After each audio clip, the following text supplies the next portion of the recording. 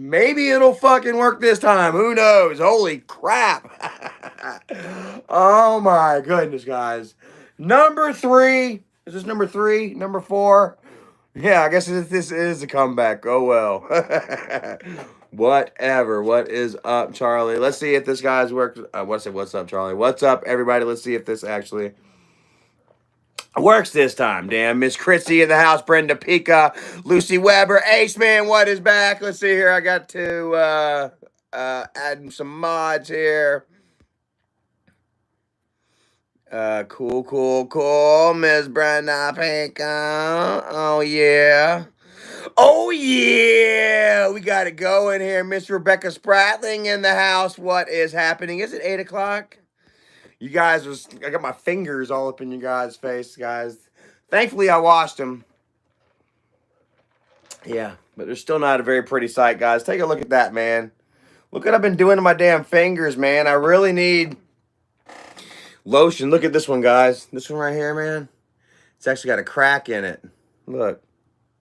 You can almost pull it apart. Italian girl, what is up? Edgar Garcia. Dory Dez, much love from Canada. Like, the camera is right here. Can we flip this? Wonder if we can flip this. All right, orientation is locked. Guys, we're just not going to have a very smooth live stream here tonight. I don't think so. But whatever, guys. Look, I've got the finger all in your damn face. Yeah. Italian girl says, use coconut oil for your fingers. Yeah, Erica's got this really good stuff that I like that she puts on my fingers, you know.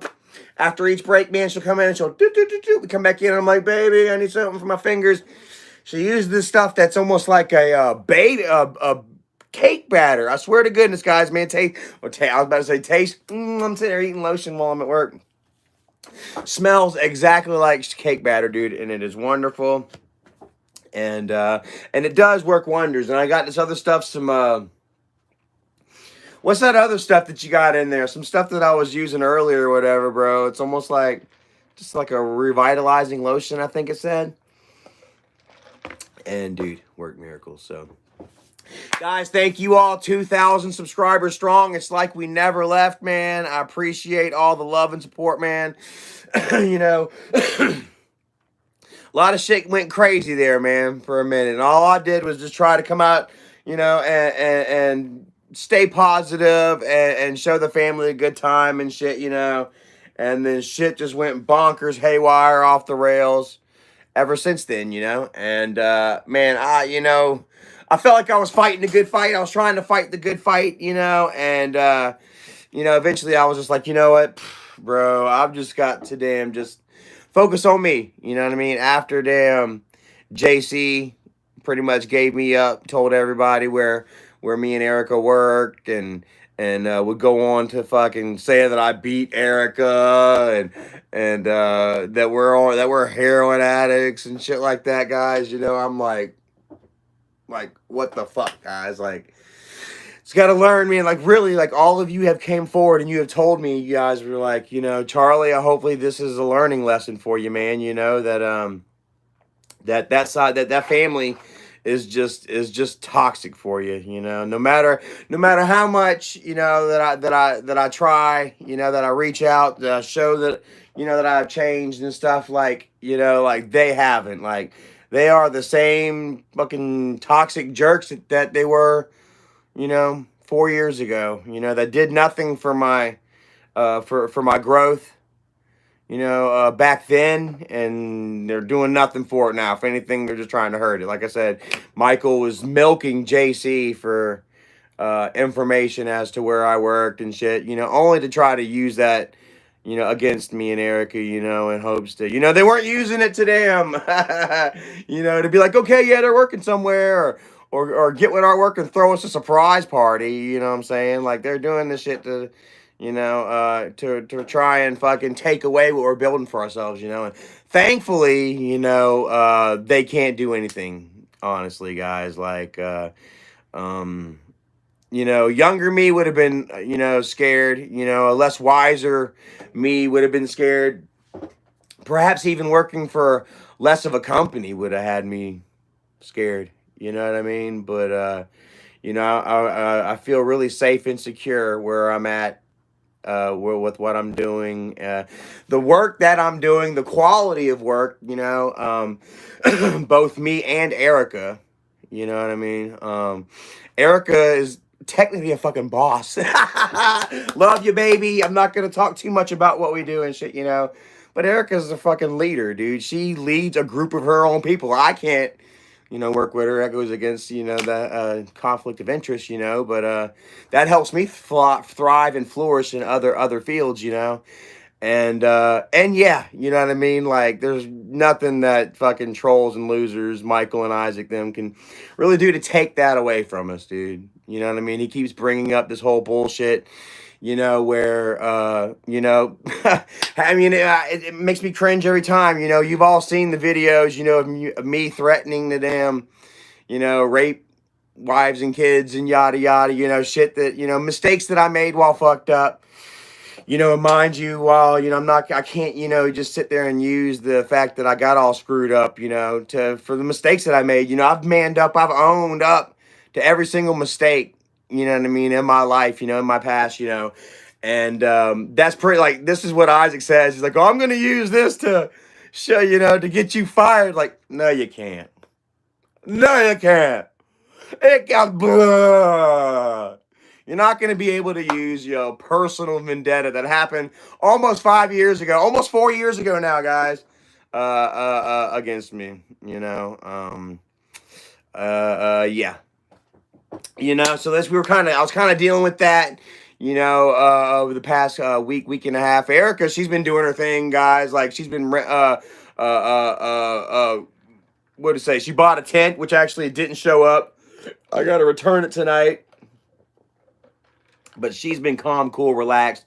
You know me, though, man. It's been kind of, I've almost been walking like this cord of tension for how long now, man? How long now? I'm like fucking going on 4 years now. You know what I mean? Like, because fuckers are just, I don't know. There's fuckers out there, you know what I mean, that like to take these mistakes and shit that you make, and they hold them over your head for fucking ever, bro. You know what I mean? Just something to have over you. They want to lord over you, and they will use this shit against you forever. You know what I mean? If they can, and unfortunately, I guess, kind of Miss Cottywomple in the house. What is up? Let's get you in here. Right there, yeah. Miss Glowa, what is up? Says those people are toxic as hell. Super toxic, nothing but toxic, guys. Like I said, I took a break, really just kind of focused on me and Erica, and tying up loose ends and kind of, protecting ourselves and seeing where we were and where things stood exactly and shit, and feeling a lot better about that, But like, just so super toxic, like, I don't know, man. Like, I kind of lose my train of thought trying to read you guys while I'm on this mobile app, Yeah, super toxic. Like I say, I would take some time off, and kind of focus on myself and make sure that that we're good and that we're safe, and shit. And and then I come back, and it's like shit's, nothing's changed with these fuckers, it's like, oh man, they always gotta have somebody to go after, you know what I mean? There's always got, like, with Michael, like, there is nothing fucking good ever in Michael's life. You would think that somebody that has, a couple of million subscribers, that damn, that has all these opportunities, at their disposal, that they would be living a better life. You know what I mean? And I click over and I see some shit like more family drama, on Michael's channel or whatever, and it's a picture of Doug and mom and shit. And I didn't watch it. I kind of checked the comments just to see what was going on, to see like what exactly what they were talking about. And I guess it turned out to be some form of clickbait. I guess maybe they somewhat kind of touched on on everything that went down on the child abuse. Did they touch on the child abuse? Did they talk about, you know, Johnny getting choked out by Jennifer's boyfriend? Did they talk about that? Did they talk about taking mom's phone because she called DSS on Jennifer for her shoddy mothering? You know, did they talk about how Michael and Jennifer both admitted to the fact that the boys do drugs and the house that they're hanging out with fucking Kyler? Kyler's the one that he overdosed, let Johnny overdose last year. He's choking Johnny out this year. Oh, guys, like, you know, like, and they think that just because the channel was taken away or whatever, that people forgot about that shit. But one of the top comments, you know, is like, yo, Michael, yo, you took your mama's fucking phone away, you asshole. You know, you let fucking Isaac call mom a fucking racist. Who remembers that tweet? Oh, yeah, Miss Tina's cool, I guess, but she's, you know, I don't like racist. And people are like, well, do you care to expand on that? And Isaac's like, she didn't vote for Biden because she didn't like Kamala. Then you had Kimberly coming out there fucking talking all kinds of shit about mom just because mom wouldn't go along with their narrative, the whole rape narrative. Kimberly come back out with that shit, like, oh my God, and you guys saw right through that shit, like, yo, what the fuck? Like, you know, Charlie's going back at it with them, and all of a sudden Kimberly comes out of nowhere after how many years? You know? Hadn't posted a fucking basic ass Betty Crocker recipe in fucking a year and a half, and here she is. Oh yeah, Charlie raped me and my mom and know about it. Oh my God, guys, like how horrible is that? And like she was like, and my mother knew, and she's the bitch, yada yada. They're trying to push mom away, you know. And now here's Michael with mom. Michael's hugging her and kissing mom. Right on cue, right, guys? Right on freaking cue. K-Zurf, what up, man? Kevin, yo, it's so crazy. Check this out. So, guy was talking with Erica at work the other day, and he was talking about watching. He had seen some of our videos, you know, and we're like, huh, what are you talking about? Like, Erica's like, our channels just got taken, you know, and the guy was like, well, aren't you Kevin Zurfus? And we just laughed. I was like, oh, shit. Well, once I heard about it, but Erica just laughed and told him, you know what I mean, that was a good friend of ours. So, yeah, I got somebody from work watching your videos thinking that it was my channel. So pretty good stuff. And guys, you know what? I actually feel so like relieved. You know what I mean? Now that like the cat's out of the bag, you know what I mean? JC betrayed my trust, stole my video games, told everybody where I worked, and he's got blasted all over the internet and shit like that, you know. I feel kind of relieved, man, because, you know, in my mind, there was always like, you know, they could find out where we work. So at one point, they could find out. And I always kind of had that fear, you know. Well, now that, you know, the cat's out the bag, boom, they fucking know, whatever, you know. And it doesn't matter, bro. Like, you know, everything's going to be okay as long as I go to work, do my thing. You know, I ain't missed a day of fucking work since I started. I lie. I missed a day, this is my second week of work. Like December 15th or some shit like that.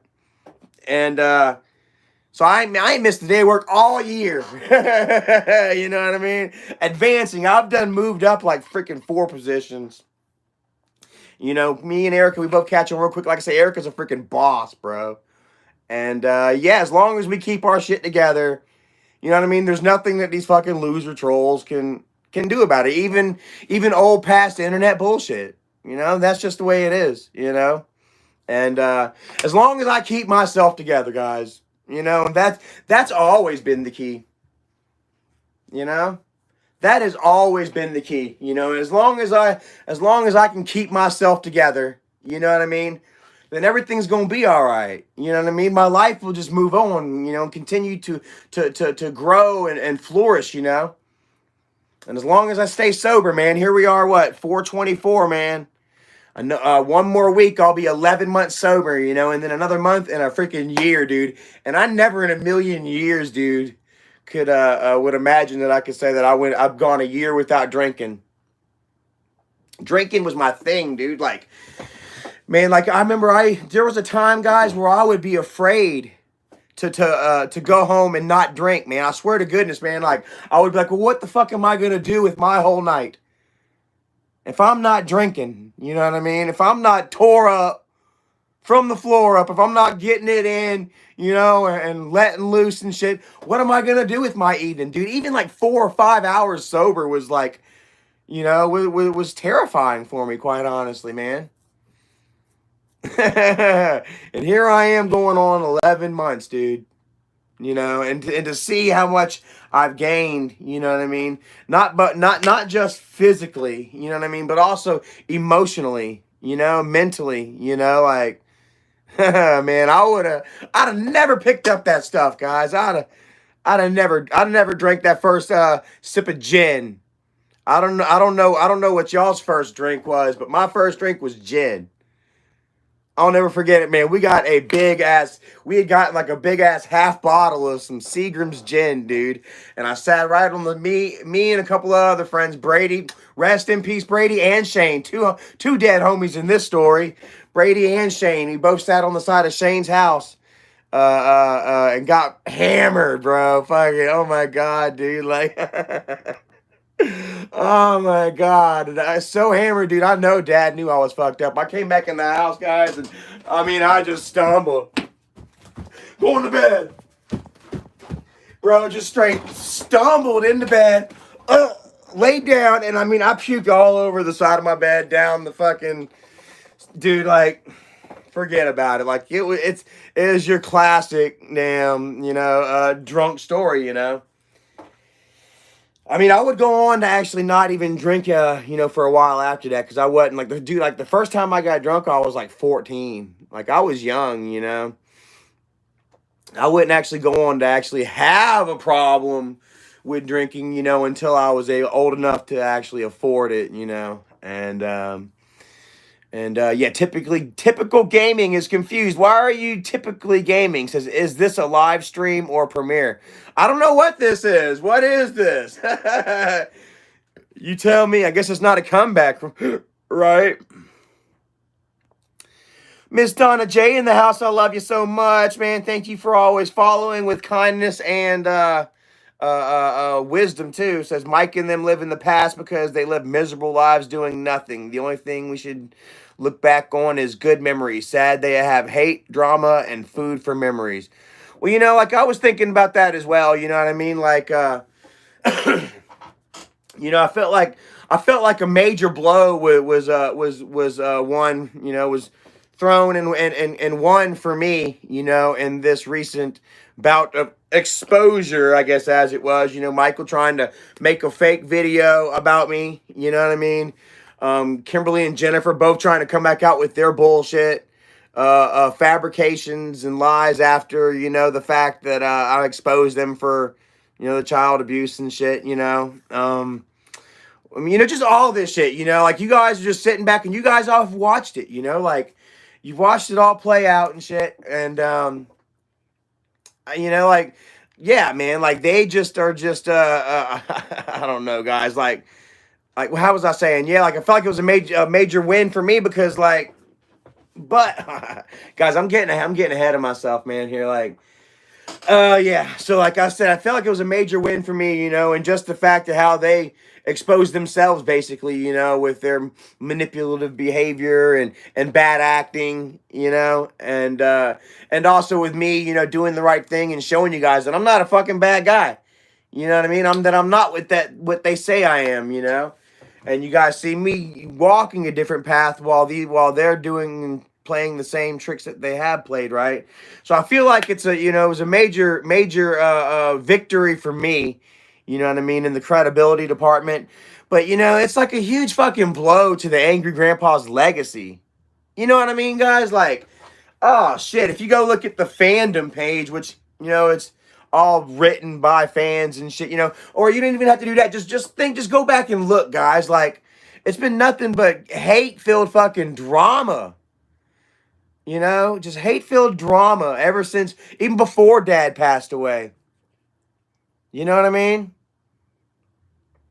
It was all the Charlie hate, you know, and then after Dad passed, you know, it was Charlie hate transcended to the Tina hate and the Doug hate, you know, and back to Charlie and Tina. It's just been kind of just bouncing around, you know, and And, and now this recent, light of events, where, Jennifer's letting her damn boyfriend choke Johnny out, and you all saw it, guys. I mean, it's there. It's in the fucking history books. You know what I'm saying? Grandpa's legacy, so wonderful, so happy and shit. You know what I mean? So kind and, and also fucked up crazy as well. Let's admit, let's bring this down a little bit, I think. Crazy, fucked up, we can admit. But, it was lovable, guys. You guys loved the fucking family, You guys loved the damn family, and now it's just like the family are all just, are all pieces of shit, according to Michael. According to Michael and Bridget, the two perfect ones in the whole family. You know what I mean? Everyone else is a piece of shit. Charlie's a crackhead and a heroin addict and a fucking child molester. You know what I mean? Jennifer's a prostitute, no job, no house, no boy, no husband, Fucking Kimberly, living up there off of her husband, and they're fucking fixing to get divorced and shit and lose their house and all that shit. Just, she don't even talk about it. She's been hiding. But she's going through a fucking separation and shit, and well, I mean, yeah. Michael makes Kim look good though. Michael does. We have yet to see Michael and Kim kind of come to blows, right? Michael has Kim looking good, but Kim makes herself look like shit. Whenever she followed along with the whole rape narrative, when they hit me with that Me Too shit, when they accused me of all that fucking bullshit, you're like, oh my God, dude, it's so fucking, so gross. It's so sad, dude. Like, so unnecessary, like they went too far with the lies and shit, they didn't have to go that far with it. They wouldn't have had to crawl themselves out from under so much shit. You know what I mean? It wouldn't have been as bad on them, Like they have come out and created these fucking lies that they're gonna have to die under. You know what I mean? It's like, it's like, I mean, because how would they look? You know what I mean? What kind of people would they be if they, came out and were like, yo, we lied. Jennifer would never be able to show her face. Kimberly, and they'd never be able to show their faces on the internet again. They've got to stand behind that shit. And Kimberly just tried to hide. Until here recently, when she tried to come back out with this shit after I hit the boys. I hit the boys. Oh my God, I clipped that one. After I damn exposed, about, the boys being hit and choked, Kimberly came back out with her shit, and I dared her. I told her, I said, I want you to go forward and fucking press charges and shit, as well as Michael. As you all seen, Michael and them said, Michael, what, that he got Johnny drug tested, that it was going through, that Charlie was going to jail. Kimberly said that she was going to finally go forward and testify, that it was finally time. Now that Charlie's exposing us for the monsters we are, it's time for me to go forward. And then still didn't do it. Like, we're still waiting. Tick tock, tick tock. Look at my wrist. I got time today. Like, fuck. I got plenty of time to continue this shit, bro. Like, I am on a fucking warpath, bro, with my machete. Taking fucking scalps, guys. Like, shit on all this, man. Like, and I'm only taking back what was rightfully mine. What was wrongfully taken from me. Like, yeah, I screwed up. I fucked up. I got drunk, and I came out with some family secrets that I had no right coming out with, and I apologize for that. I'll forever be, regretful, to Dad. That ultimately ended mine and Dad's kind of our relationship right there. And it never, had the chance to come back once that was it. Like, that was it. Michael was... And there were so many people involved after that. So many people emotionally and financially involved. With separating Charlie from the family and shit, and painting me out to be this monster, that a lot of people bought into for for years. You know, how many of you bought into it for a little bit? You know, how many people we got here? 233 people. Thank you all for watching. Means a lot to me, man. First live stream, and we got over 200 people. That's kick ass, man. That's over 10% of the subscribers. I love it, man. Anonymous didn't believe, or Anonymous was on the other side. Yeah, Trex Wheeler says, no offense, but how long are you going to use your family for content? It's getting old. Well, don't you know that's what the kid behind the camera, the whole channel's about? Using the family for content. Let's go back. Rewind. How far you got to go back to see Michael using family for content? Talking about using family for content, Michael would be the one to say that that the boys were not his problem. How many of y'all heard Michael on the live stream the other night? It's still there. You know, a couple weeks back or whatever, Michael said that the boys are not his problem, that he's got his own children to worry about. You know, but every time they get in trouble, Michael's right there with the camera. Oh, JC's in jail. JC just got out of jail. JC's going back to jail. But they're not Michael's problem. Michael just wants to be there with the camera so he can damn get what he can get out of it, so he can expose and profit. And you want to talk about somebody actually profiting off of the exposure of their own damn family? Michael has made millions off of it. And he's not giving any back to any damn body. It's a little bit here and there, but you're going to pay for that shit. You think Jennifer actually enjoys any of that fucking money that she gets? No, Michael puts her through shit. You think Kimberly enjoys what she gets? Her mom enjoys what they get? No, they do what they're told. So, just to put that out there, how many of you guys agree with that? 240 people in the house. Give me a heart. Give me a thumbs up if you agree with that statement. You know? They want to talk about pedophiles and stuff. They don't want to talk about Michael hooking up with Bridget when she was 14. And yes, Tess. Technically, she was 15 when they went on that date, but they were talking when she was 14. She turned 15 in August. The movie was in October. They were talking for months before they went out. Everybody throwing thumbs up on you guys out there. Sounds like they're all still agreeing. Michael, you're a big turd. You're a big turd, Michael.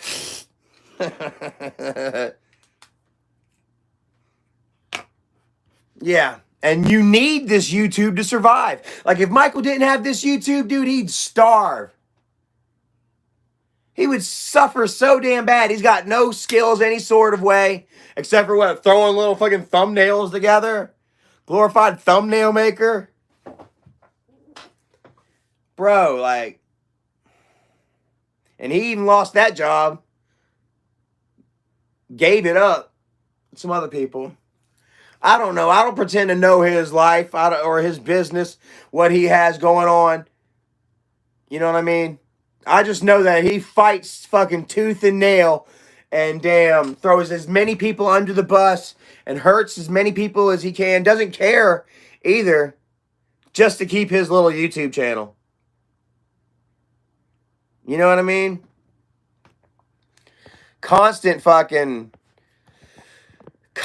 damn lies and clickbait. Bridget got arrested. Saying Bridget got arrested. Michael saying he got burned up. How do you like that shit for karma, guys? Michael got his head all burnt the hell up. Looking like a fucking Fatty Kruger. Start calling him Fatty Kruger. Disclaimer, I stole that from Jeff Ross. But it fits him really well. Old Fatty Kruger. Maria says she laughed at that. Yeah, Jeff Ross, dude, ladies and gentlemen. And he did that roast to a fucking war veteran too. I was like, oh my God. Like, if you guys haven't seen it, man, type it up, Fatty Kruger. So that's gonna be Michael's new moniker. Michael, aka Pickle Boy, aka Fatty Kruger. I think that fits well. What do you guys say? And you know, he deserves it. Like I say, like, Mr. and Mrs. can't do any damn thing wrong. Like, you know, like they paint everybody around him to be just like the weakest, lamest, you know what I mean, most incompetent fuckers on earth, you know. And Michael can't even clean the doo-doo out from under his fingernails before he does a video. Of course, that might be a character thing, you know. Oh man. So, but yeah, you know, like, you know, back to the whole legacy thing, you know, like this is what you're surrounding Grandpa's legacy with, Michael. This is what Grandpa's legacy has become. Ain't that some shit? And you did have it your way for a long, long, long time, bro. You had it your way for so long, man. And I played with it, bro. I was just dancing to the rhythm, drinking, woo, getting fucked up, being emotionally controlled, not just by you, but by myself, man. You know, like I couldn't control my damn self. That alcohol had me, bro. Rebecca Feltner in the house. What is up? Hey, Rebecca.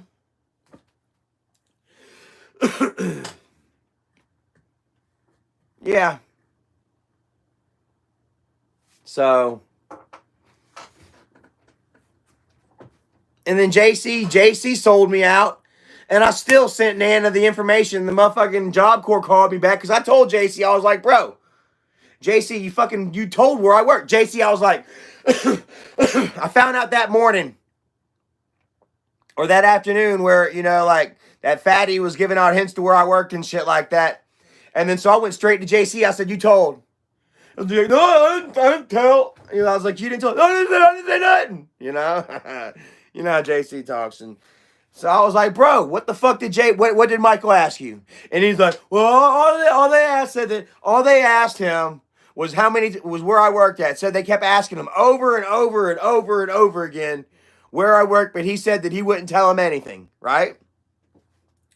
And then the next day, fucking Fatty's giving out hints to where I worked and shit. I told JC, I said, why the hell would they grill you for where I work if they already know? If the next day, you know, they're sitting there spreading it around everywhere. You know? Common fucking sense, JC. I said, I know you fucking told. Just tell me. Just be fucking honest with me, bro. And like I said, I knew for a week before, you know, I kicked him out. And which I didn't really kick him out neither. You know, I pretty much said, yo, bro, you can either damn go to Job Corps or get the fuck out. I told him that straight the fuck up. I said, go to Job Corps, get the fuck out. I said, I'm not going to let you feel comfortable around here anymore. I said, I don't feel comfortable with you around the house, you know, and like kind of spying on me and shit. I'm not going to let you feel comfortable around here just hanging around. It's time for you to shit or get off the pot, you know? And then that's whenever he left and stole my fucking games and shit and then lied on us. Trying to act like the victim once again. Going back to victim blaming like they always do. You know, that's what this has been like. This has been a constant game of fucking victim blaming with their asses for the last 4 years, you know? They fuck you over and then blame you. You know?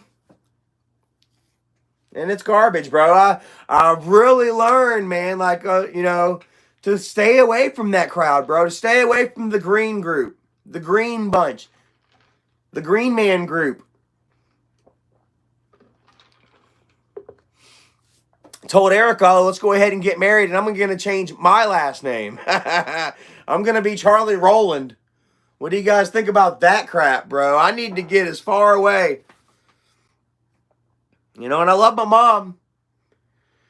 I'll keep her on Facebook, and we'll talk and stuff like that, you know, but, you know, like with the rest of them and shit, you know, just...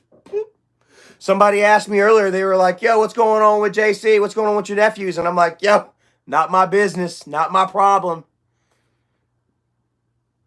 I got my own shit to worry about, you know? I got my own shit to deal with, you know? How many times you step your toe in the water and you let the fucking piranhas bite it off? For long, you ain't got many toes left. You know? Old Mike Texas, much love, says your mom is great and glad that you have her. I'm glad that I get to talk to my mom too, you know what I mean? Because, you know, we've only got one life. You know what I mean? We've only got, you know, this time on earth, you know? It's all we have, you know? And to not be able to know your mother, you know, and to not be able to get close and you know, with those that you love and care about, you know, it's a real shame, bro. You know, like I always live with that, you know, the guilt and the shame, you know, the like sadness that, you know, that our family is where it's at. You know what I mean? And you know, you always see me kind of try to come forward and try to bring it back together a little bit or something, you know. But I just can't keep my damn mouth shut. You know what I mean? I just can't sit there and have somebody tell me what to do and be controlled. You know, it's just not gonna happen. You know what I mean? And I mean, if that's what it takes to be part of the green hierarchy, apparently, you know, they want to act like it's some kind of white trash fucking royal family situation. What the fuck ever. You know, like I'll be Prince Harry. You know what I mean? I'll be Prince Harry over here calling it all out. Fuck it, you know? Because, dude, like, because you're not the boss of me now. You're not the boss of me now, and you're not so big. Love that show. But really, man, it's like that, man. Like, I've always danced to the beat of my own drum. Like I say, me and my dad. Like, so I was talking with somebody, guy at work today, man, or maybe it was yesterday, and he was talking about, he's like, you know, you ain't supposed to have favorites, but I love my daughter, my oldest daughter. I love her more than my other ones. He said, because she was so much like him. Says that his daughter is so much like him that he just has more love for her, you know, inherently than he does the rest of his children, you know? And I told him, I was like, you know, that's kind of weird, you know, because considering the fact that me and my dad were so much alike that it caused us to bump heads. You know what I mean? In a lot of ways. Like just, we were just too bullheaded, you know, to coexist. Too bullheaded to freaking coexist. And I went on to do my own thing. And if you see now, like if you remember the video, I have it here. What Dad's video for Susan, my cousin Susan. Much love to you up there. I know you and Daddy are chilling out right now, looking down on me with love right now, love and strength. But if you'll remember that video, there, Dad confided in you all. You know, the fact that I can't be controlled. You know, that I am my own man. That I will seek my own destiny. You know. And that Dad just had to let me go. Dad may not agree with my choices, you know, in the way I choose to live my life, but he loved me for it, you know, and there was a certain amount of respect there, I guess, you know, between us, you know, despite that spite that I'm sure that he kind of had for me, you know what I mean? Maybe there was a certain spite and anger towards his oldest son, you know what I mean, for not turning out perhaps the way that he wanted me to, I think. I'm sure that might have changed over time. You know, we all mellow with age and shit, you know. But I'll never forget it, man. I was thinking about it the other day, bro.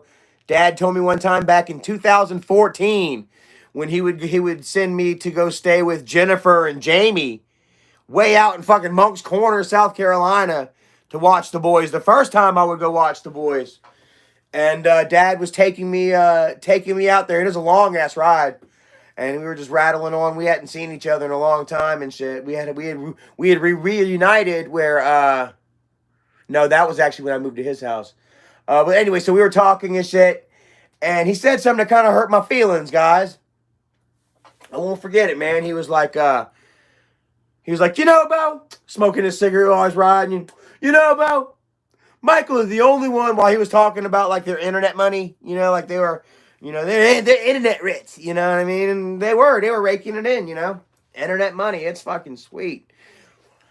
And but anyway, Dad's sitting there, he's chewing on a cigarette, and he's fucking staring and talking and shit. And he's like, you know, Bo, Michael is the only damn one that I taught that you can do anything you want in life. You know how to say no. You can be anything that you want to be. He's the only damn one I taught that. Couldn't get that at the rest of you. And I felt really down, guys. I was like, shit, like, fuck, that kind of hurt my feelings, you know. I was like, shit, like, yeah, I am a piece of shit. You know, I'm going to go live with my fucking sister and her boyfriend, you know, to be a nanny, to be a manny. You know what I'm saying? Fuck can I say to argue that, you know? And I remember I told Erica about it, you know, like it's something that kind of sat with me. He told me that back in 2014, guys. And I'm sitting here telling you this story today like it happened yesterday, man. I closed my eyes and there I am. I could smell the Doral ultralights. I could see that chewed up, stained cigarette butt in between his fucking fingers. Even got teeth prints in the motherfuckers. And so I told Erica about it. And she put it into a different perspective for me. You know, she was like, well, how come he didn't teach you? How come he didn't try? You know, and I'm like, well, yeah. What the fuck? You know, like,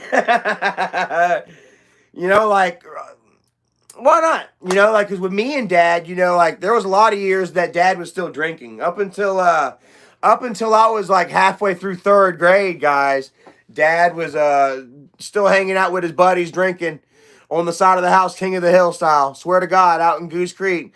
I'll take you by the house and show you one day. Dad and the boys, man, they'd have my burn barrel going. And they'd just be tossing them back. And before that, you know, just balls to the wall, you know. So I had quite a few good years, you know, early prominent years, you know, where Dad was drinking and he wasn't very supportive. You know, I don't want to get too far into it. You know what I mean? But Dad wasn't, you know, the same, you know, didn't have that same tenderness, you know what I'm saying, that he would have with Michael after his heart attack. I think, you know, Dad had a heart attack at, when? In 1992? Dad was born in 1950, so if he had that heart attack in 92, guys, that means that Dad was 42 years old. And it was a major heart attack, too. I remember he was in the hospital for like, felt like months to me.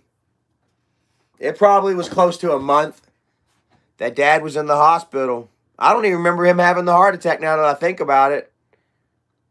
I don't know if it happened on the job or something, or... Lightning McQueen reviews. What is up, brother? I've been doing all right, man. Too Fast, Too Furious says, Charlie got a man beard. How you like it, man? I think I'm going to let it grow out a little more. I know after a certain length, it starts to kind of fluff out or whatever. Maybe I'll get me some beard oil, comb it through. Tan May, what is up, brother? Let's get you in here. Tan Man, much love to you, man. Someone asked, says, who is that? Old Mike says AGP was real big then. Yeah, you know, like Dad, I remember Dad would tell you that he weighed like half a ton, 1,000 pounds. Like, no, I don't think Dad ever really honestly weighed 1,000 pounds. Dad had a tendency to build it up. Now my cousin, Susan, I could probably buy the fact that she was 1,000, close to 1,000. I'd say 800 pounds. I could buy that. 800 pounds is a big person too, guys. But Dad, he literally got up to like fucking like 600. He got over 600, and it was like, okay, it became a problem. You know what I mean? It was almost like Dad was challenging himself. Let's see how fat I can get. You know, and hell, you know, after that heart attack, he got full disability. You know what I mean? Full disability. So he wasn't working. He wasn't going out. He wasn't exercising up until he started selling at the flea markets and stuff like that. But that was still before his. That was after the surgery. You know, like Dad did get like up to like damn over 600 pounds after his heart attack. I remember he was supposed to be eating good too.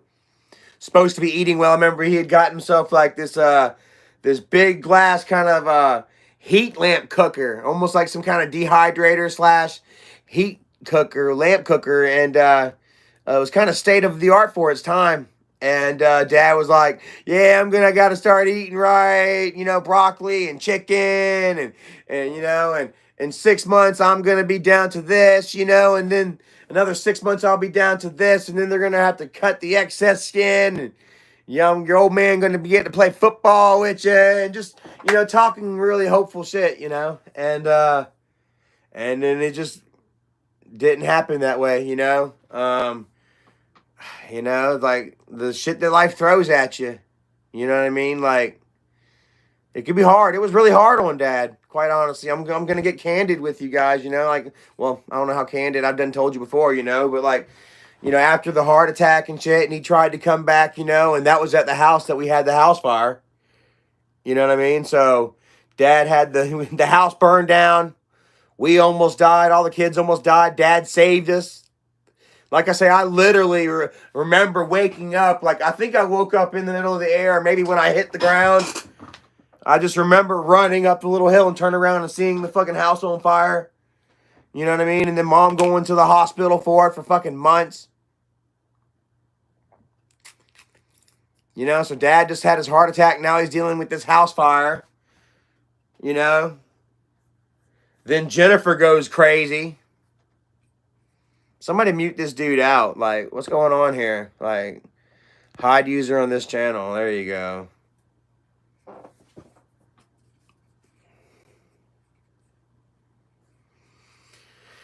And like I said, I didn't really want to get into it, but yeah. Barking Bat 29 says, Michael said Nana lit the fire. Well, I mean, like, here's the fact on that, you know, like Mom said that she had did it. You know, Mom was in the hospital for days under some kind of shock or some shit, thinking that we were really dead. You know, these are stories that I was told.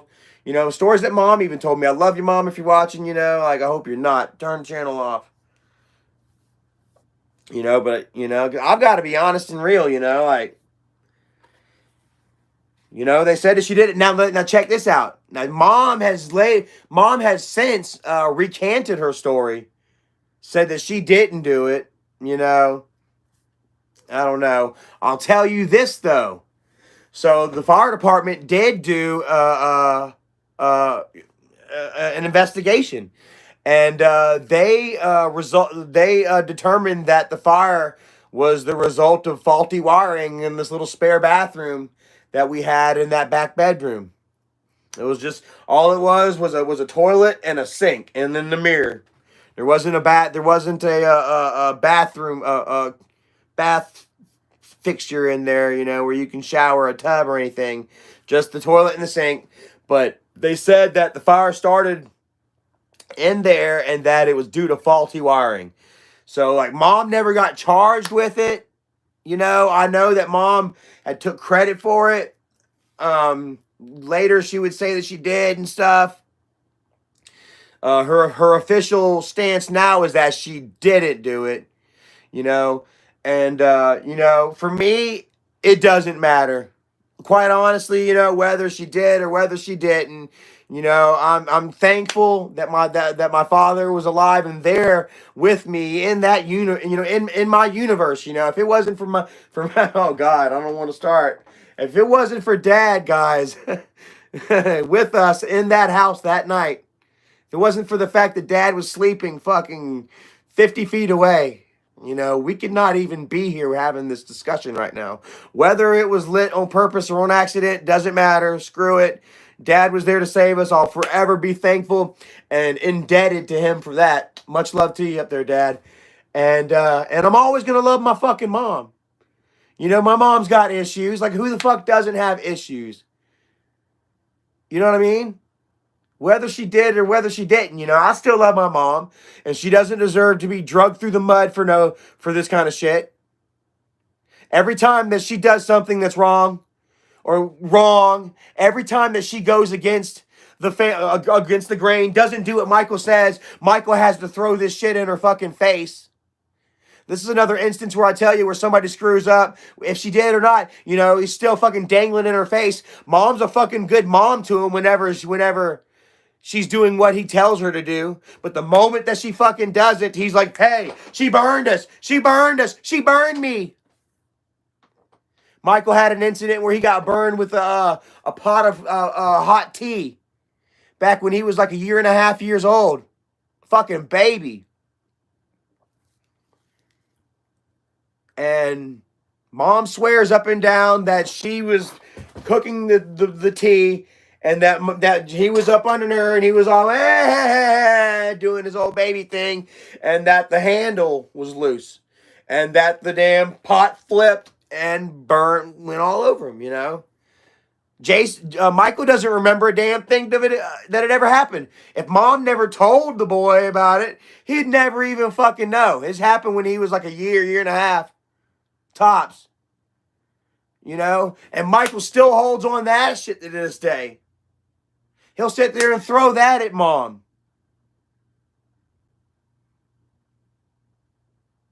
He threw the whole fucking damn house at her ass.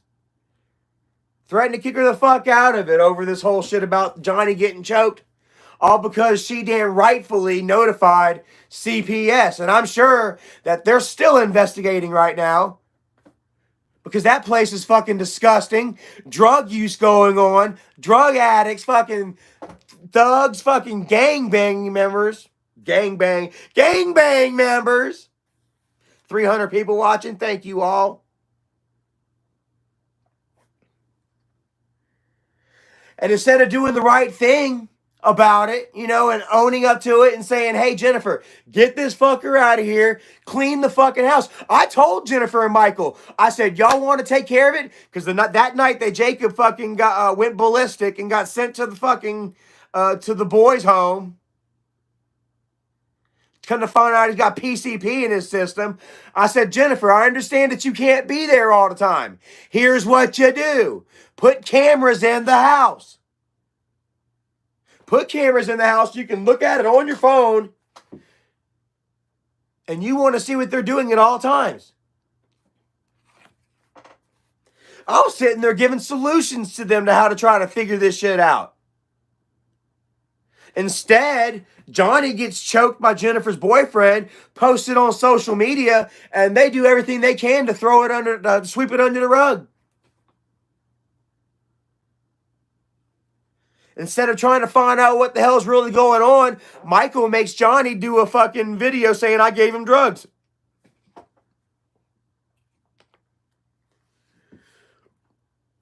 Then Michael would later go on to say, okay, Nana said it didn't happen. I believe it. Well, why'd you make the video in the first place? Why didn't you go and find out? Why didn't you straight come and ask me? Hell, Michael was calling them like fucking every damn, like on the hour while we were down there on vacation. I don't know how many fucking times Michael called to say, hey, what are y'all doing? Oh, went to the doctor. You want to hear about my test results? Not really. We're trying to relax on the fucking beach. Here goes Michael trying to make it about him again. Oh, yeah, well, the doctor says I'm still bleeding gravy. Maybe if I didn't eat 20 pounds of gummy bears in one sitting, I might lose a little weight. Eating fucking deep fried Yoo-hoo.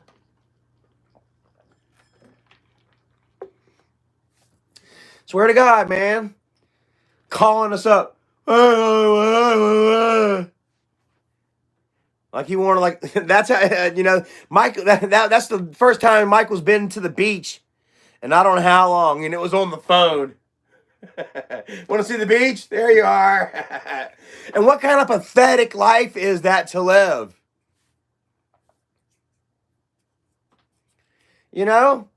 Michael's just living the most pathetic, fucking hate-filled, toxic life of anybody that I know. Everything is just doom and drama with his ass. He can never have a good fucking day.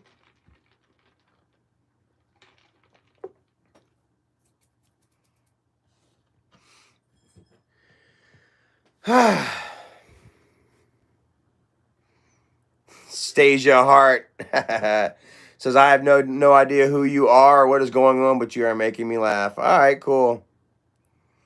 Mermaid Siren says, Johnny is clearly lying while Pickles is clearly coaching him. I have never heard of a blue weed or pill bar. I think they might have been talking about Xanax or something. I don't know, bro. Like, I don't know, man. Like I said, it was so awkward and just forced and random, you know, that nobody believed it. What is that video at now? Like the likes versus dislikes was astronomical. Let's go ahead and let's go right here to let's go see here. I'm pulling it up right now.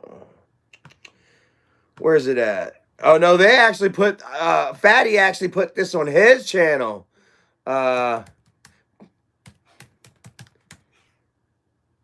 BR, dude, I typed in BR breast. Exploring your breast surgery options. There you go, Isaac. You might want to look into that. I'm sure them things fucking clap together when you're fucking jogging. Oh, who are we kidding? You don't jog. Okay, let's go ahead. Did he delete the video? Oh my God, please say he deleted the video. Nope, it's still there. 14,000 views 2 weeks ago. The weed wasn't 300 likes. There's more mouth breathers than I thought out there. To 700 dislikes, guys. And my friend Miss Rebecca Cottywomple, she was all like, you know, JC or Johnny was bragging about, you know, what kind of games he got, these new games, and Rebecca was like, I hope he enjoyed them. He sold his soul for those video games. And I was like, yeah. But you know what, Miss Rebecca, it's actually all done in my favor. Like JC, I mean, Johnny and them did me a favor when they faked this video right here, guys, because all they did was expose themselves, show you guys that they have the capability and the mindset to fake a video like that and put it out there on the internet, expecting you all to eat it up. And it throws it casts a shadow of a doubt to the first time. I told you all the first time was all made up bullshit. And a lot of you just didn't believe me, understandably. But here you all now, man. You seeing the same shit. Like Michael and them, they do every single thing that they can to make you all believe, you know, that I haven't changed, that I'm still the old, you know, alcoholic, out of control, fucking gunslinging Charlie, you know. And but as you all see, they're the ones that are playing the same fucking games that they have been playing since 2017. Still reading from the same script, you know, hoping that you guys eat into it, you know, like you did before. And it's just not happening. Ace Man says, what's he got here? Wolfpack, help a brother out. Sub to my new channel, please. Everyone go check out Mr. Ace Man, bro. Show him some Wolfpack love. Subscribe to him and shit. Yeah, man, I would like to then definitely share this share this gift, man. We're already at 2,000 subscribers. That is so freaking amazing. You know, like there are people that don't ever get to 2,000, you know. And here we are. We got to it with only 2 videos, you know, within a couple of weeks, you know. And dude, it means a lot to me, bro. It shows that you all care, that you all are still following, you know, that you believe in me, and you know, that I'm doing the right thing, guys. It really does mean so very much to me, man. Quite honestly, bro. You all can sit here and tell, you know, that I'm clean, that I'm sober, that, you know, that I'm level-headed. Like I say, man, there used to be, like, back before, whenever I'd get into this shit with everybody, you know what I mean? I'd get wasted, and I would just, you know, I would say shit just to trigger people, just to infuriate, you know? And yeah, you guys just couldn't stand behind it. You guys are like, you know, Charlie, you're messed up. You know, I don't agree with you right here, you know? And like, I understand, I agree. Like, I don't agree with myself back then neither, you know? Let me see here.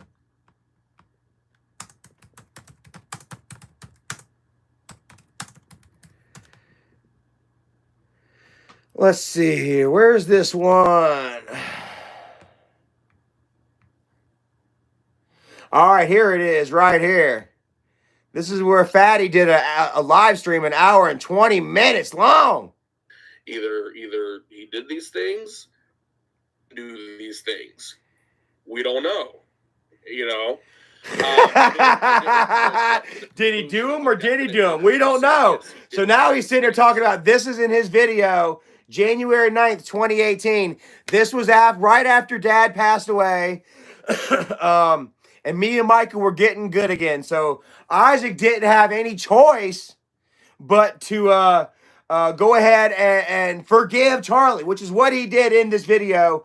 It's called What is Going On with Charlie. If one of y'all want to find that, share it on the link into this live stream right here. You will see and you will hear that just now, Isaac has just said either Charlie did do it or Charlie didn't do it. After they went months saying that Charlie did this shit. Charlie raped his sisters. Charlie called me, texted me over and over again. And I think that this is actually might be the live stream right here where he admits that I didn't text him, that he actually got the screenshots from Michael saying that I was going to do all that shit to his wife and kids.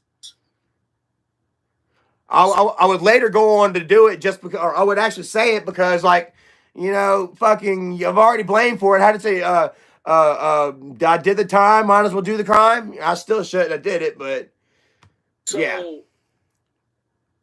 You know, when I got done with that video, I kind of went and did a lot of my own research. A lot of my own research found out that Dave was a racist. Oh, Dave! Calling me a nigger. Oh God! Hold on. Subscribers. He just dropped living in his house, and he did. Oh, so he's going after Dave in this now. And loving it so much.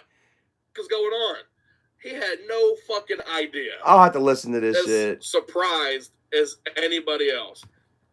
Why should we? Michael said yesterday he wants to come to Pittsburgh.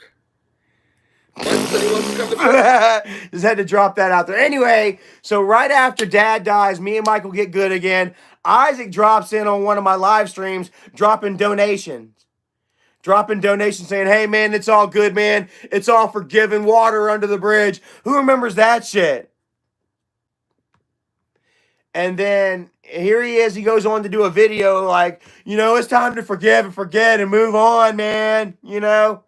And this is in, January 9th, 2018. 19, 20, 21. 3.5 years ago, let's go ahead and let's not get too overzealous. Little over fucking 3 years now though. And still the same shit. Still talking about the shit that Charlie did back then. You know? Which is quite fine with all of us, am I right? Because, you know, as long as they don't have anything new on me, as long as I'm not fucking up, you know, then hell, like, you know, everybody's got a fucking past. That's what these fuckers don't understand, you know. They sit there and they want to try to hold it to me, you know, shit that I did, you know, in, you know, moments of fucking drunkenness and fucking drug-induced fucking euphoria, anger, rage. Oh my God, dude. Fucking... frustration. Guys, you don't understand how frustrating it was for me, man. Everywhere I was going for a good solid year there was getting doxxed and I was getting harassed. I mean, I couldn't fucking have a moment's fucking peace. I swear to goodness. And they're still trying to make it that way to me today. You know, like they can't fucking do nothing about my damn job. You know, but they can sure sit there and try and make me sweat. You know? Nothing but just straight up fucking online harassment. That's all these fuckers are. And guys, it really took a toll on me for a while there, man. I was living out of a fucking duffel bag. You know? From couch to couch. Kind heart to kind heart, you know? And every single one of you guys, you know, you saw it, man. And everybody that helped me out, man, they got beat down for it.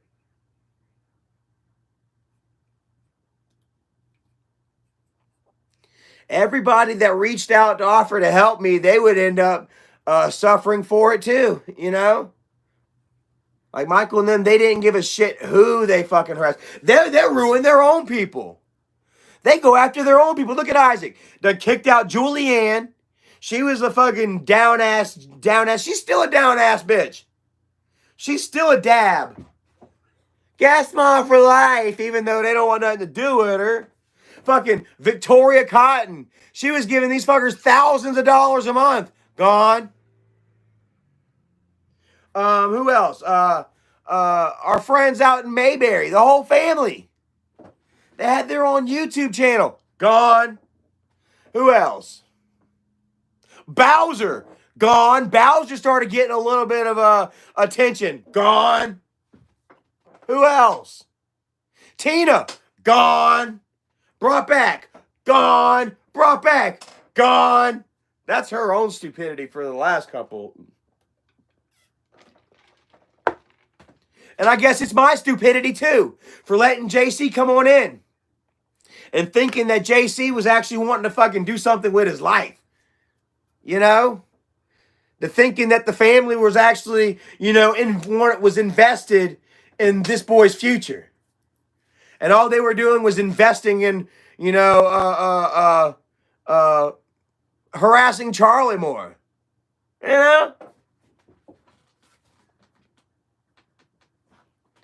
Come home, JC's playing all the newest games. The new Cold War, which, by the way, I just got Cold War. I'm not much on Call of Duty, but I got it.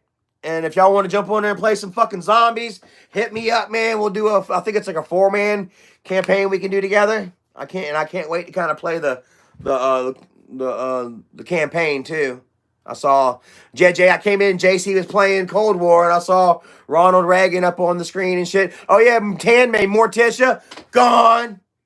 Who is the other one? Sweet Miss D gone.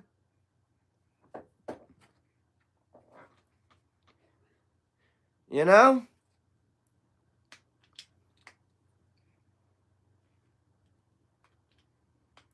Too Fat, Too Furious says Julianne donated so many times to Isaac scams.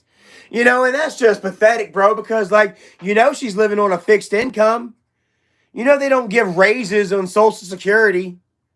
You can't work overtime with Social Security so you can donate to Isaac. How pathetic is that? And he's talking. I saw something the other day. He's talking about I give back to my communities. Bitch, when? Where are the fucking cookies at? Who remembers whenever Piggybackers asked Isaac on live stream? I think Piggybackers still has that video too. He asked Isaac on live stream, "What's up with the cookies?" Isaac's like, you know, last Christmas. Isaac is like, donate. We're going to help a family out. Then you see this fucking family with this rinky-dink ass fucking tree with, I swear to God, looked like one strand of lights wrapped around the bitch. The kid got 2 little dumb toy things. Meanwhile, Isaac's got a picture of his kids all holding up fucking iPhone tablets and shit, iPhones and tablets and all that shit. Oh, but they give back. Y'all remember that damn sad-ass picture of the little kid? Had some kind of like little stupid robot toy, dog toy. And I swear to God, like a Christmas tree with one strand. Joshua Flatman says, no more super chats. What you going to do now? What have I been doing? I haven't been living off of super chats before, bro. I work. See these hands? And that's so funny. Like, you know where I work. You know where the fuck I work. What are you talking about? What are these fucking idiots talking about, bro? Like, you know I've got a job. You know it's a really good job, too. And you know where it is, so what the fuck are you talking about, bro? I get paid. I worked overtime today, guys. Woo! Got me 8 hours of overtime in. Over $20 an hour. Yeah, almost 25. Bro, I tell you, man, where I work, I'm not gonna sit here and blast it out like that. They can do all the blasting. I don't care. You know, but where I work is very awesome, guys. Headquartered out in Wisconsin. I think it's Wisconsin. And guys, man, if any of you guys are looking for work in that area or in this area, man, give them a damn buzz, man. Fill out an application. You know what I mean? If you got to pass an aptitude test. If you're halfway smart, you'll pass it. Dumbass ain't gonna pass. Nobody from Guest Mob could even get a job where I work at. They couldn't pass the aptitude test. I guarantee. And they like to call Erica dumb and shit because she can't spell. She got some issues with her spelling. So fucking what? Who don't? But she's a team lead, bro. She's got her own fucking crew that she leads. Everybody loves her, you know what I mean, bro? And she's just flourishing, just stepping up and up. And I'm so super proud of her, man. Like, every time I see her, she just makes me smile, bro. She's just like, just bossing up a little more every day, like. Erica, dude, she has been the biggest blessing in my life, guys. The strongest she's the best thing that ever happened to me. You know what I mean? I don't give a shit about all the rest. You know what I mean? I love my daughter, Skylar. You know what I mean? But unfortunately, she's been like a great source of pain in my life. Not because of her, but because of her mother and because of other people using her, as a tool and as a pawn. She has been a great deal of pain in my life. And Erica has been a great source of growth, and flourishing. I don't know. And yeah, like, dude, like she picks me up by my damn bootstraps and keeps me walking that line. It's almost like I'm Johnny Cash and she's June Carter. She makes sure I walk the line. And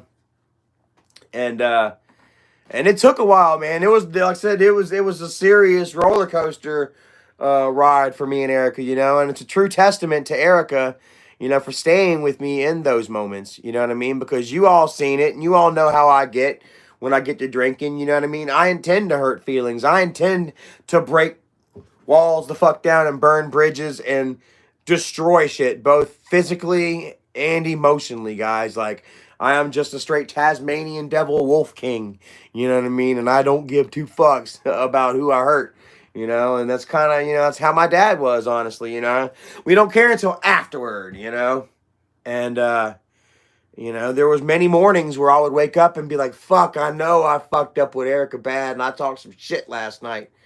You know what I mean? And she'll let me know too. Like, there ain't no festering and just let's not talk about it. Let's ignore it. No, every time that I fucked up, you know what I'm saying? Erica always held me accountable. Every single damn time. And her mom too sometimes. I didn't just get it from Erica. Like that night with my Twitch meltdown, I got it from Erica's mama too. Like, yo, you ain't got the fucking Twitch no more. Well, Erica said that, not her mom. And I'm just like, I don't give a fuck anyway, Which I really don't. Like, fuck, what is Twitch,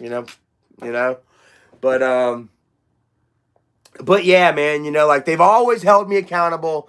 And that's what I've needed, like I'm and somebody that won't roll over, that's like, they always say that we tend to hook up with people that are like our mothers and that are like our fathers, you know what I mean? Well, I am so super thankful that Erica isn't anything like my mom. I love you, Mom, out there. But Mom was a super, super big pushover, man. Like, Dad treated Mom like garbage, dude, Called her a slut and a dog and a bitch. And, Mom had her problems with spending her paycheck maybe a little more than she should, you know what I mean? But Dad was always right there. Hey, cough it up, And yeah, he was really abusive to Mom emotionally, and verbally, and that can be worse than mental, like, that's the downside to the angry grandpa. Like, like when the cameras are off, Grandpa's still angry, you know what I mean? And these scars still run deep, you know what I mean? Especially, you know, with me and, you know, perhaps Jennifer, you know?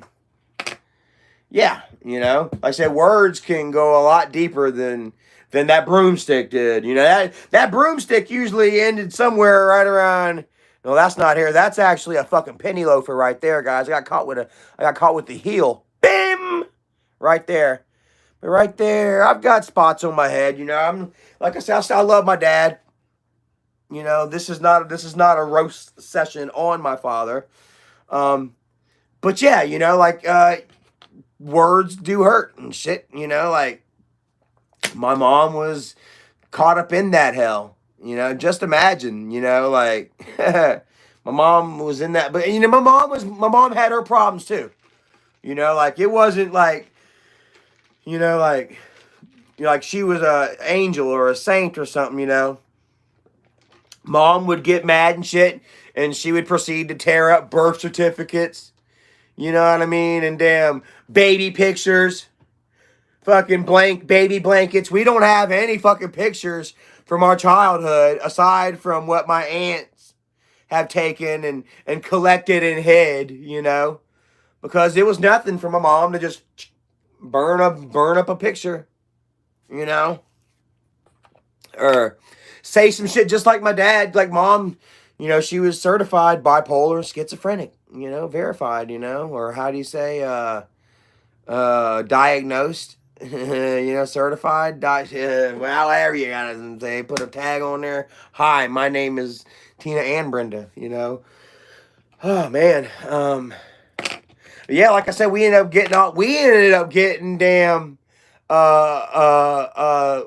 what do you say, counseling, our own special counselors, just because of my mom's bipolarism, just because of Jennifer's bipolarism. Remember I told you all, everyone knows the story about not Green Man. Imagine Green Man in Jennifer's closet. Shout out to all my Always Sunny fans. Green Man's in Jennifer's closet, kicking it down. No, but Jennifer actually said that she was seeing a red man in her closet, right? So I was thinking about this the other day, right? So check this out. So Jennifer and Kim, they would go on to talk about how they said that I raped them, that me and my friends held them down and raped them, traumatized them for the rest of their lives, right? Yet we would all get our own special guidance counselors / therapists. You know, they were legit fucking therapists. You know, and none of this shit was brought out.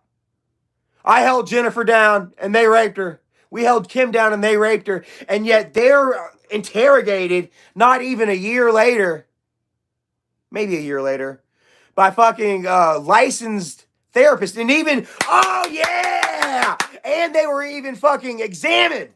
Woo! Fuck y'all. And they were even examined by doctors and shit to make sure that there was no kind of foul play. Examined by doctors. Maybe a year after that shit that they claimed happened. And no foul play back then?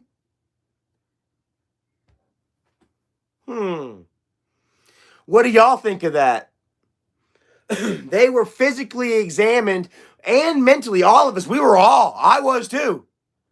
Me, Michael, Kimberly, Jennifer, the whole family. Maybe even Dad got fucking physically examined. Okay, let's see if Red Man touched your butthole, Mr. Green.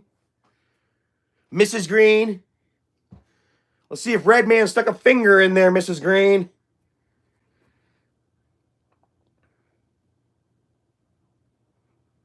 These state people came in with freaking damn probes with flashlights on the end. They went all through our shit.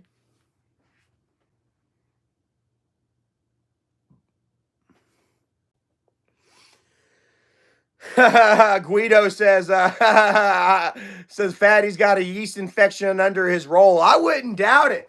Liberty and Hercules. Much love to Liberty and Hercules. Everyone, please go like and subscribe and follow our friends, Liberty and Hercules. Their channel is awesome. Also, they gave me this. I have yet to get to share it with you all. And I can't really pull it out too much, but it is a silhouette of a wolf howling at the moon. Arrgh! If only the woodpecker sighs. The bark on the trees was as soft as the skies. As the wolf sits below, quiet and lonely, he howls to the moon. If only. That's not exactly how I want to end it, but if only. So anyways, y'all go check out Liberty and Hercules and shit. And then, so what do y'all think about my theory with that? About the fact that they claimed that they were sexually abused and shit by me and my friends. And then a year later, they would be examined by physical therapists and then nothing. What does that say?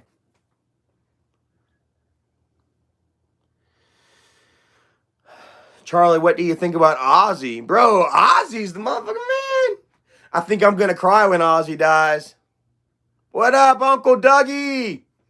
Uncle Dougie in the house. Everyone show Uncle Dougie some love. Oops. Much love to you right there, Uncle Dougie.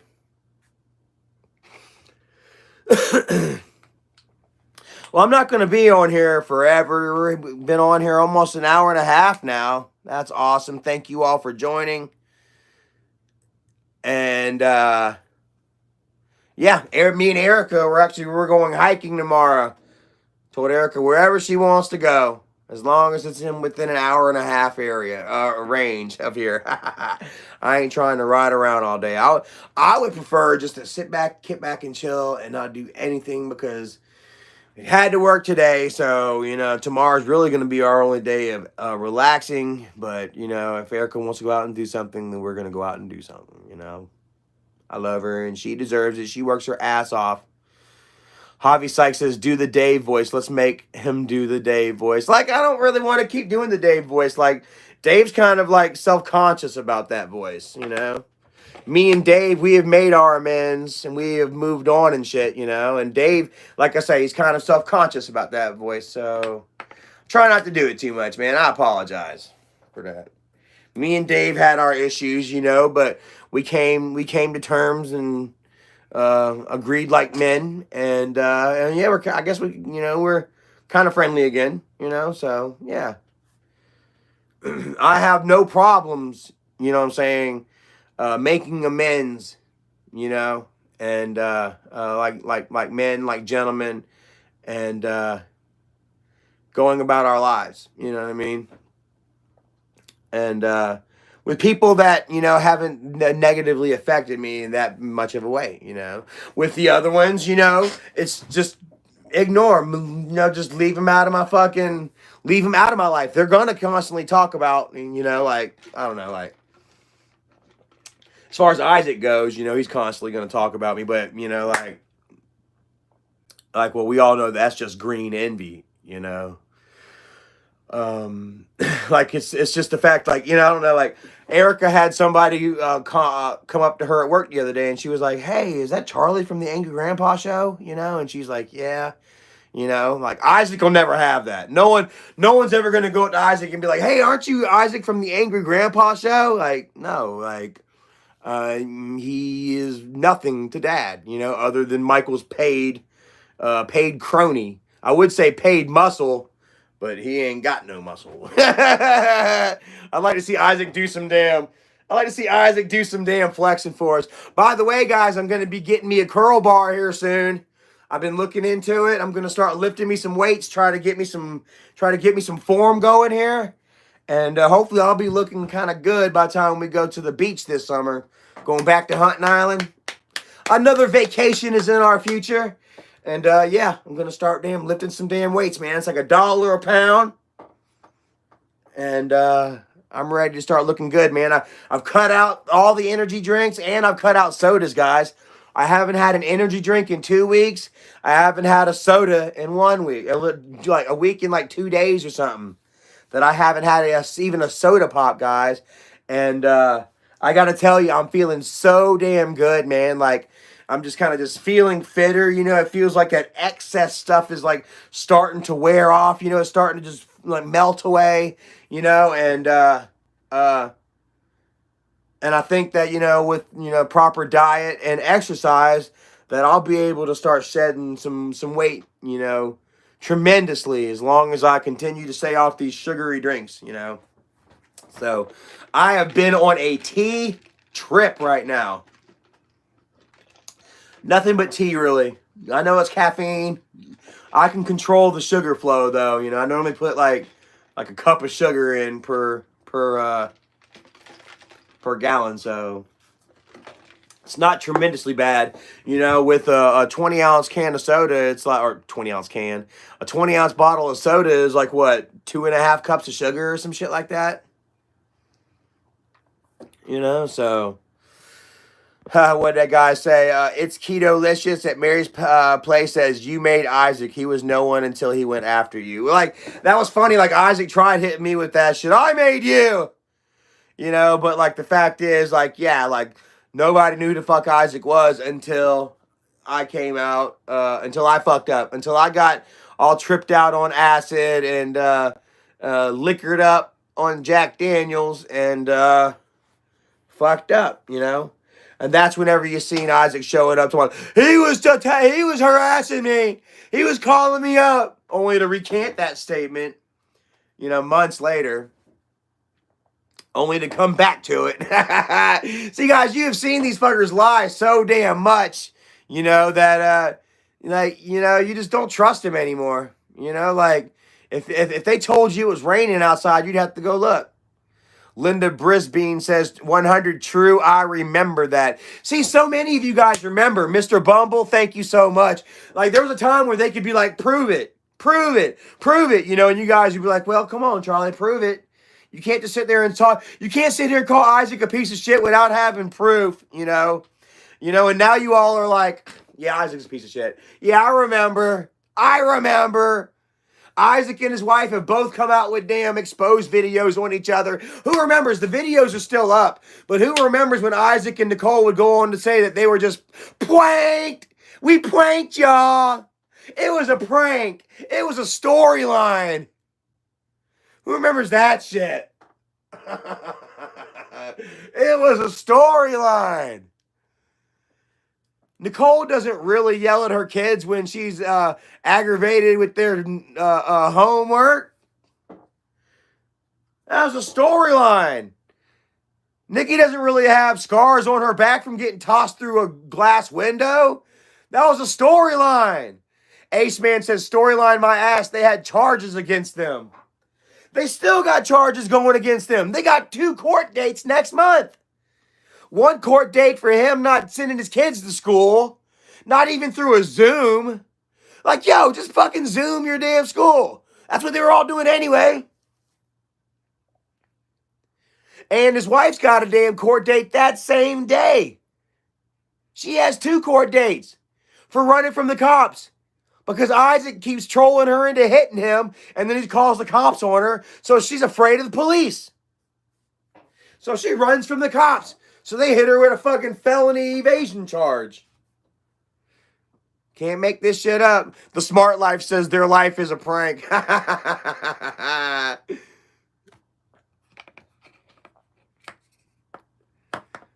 Ace Man says he's so worried about COVID, he needs to worry about a heart attack.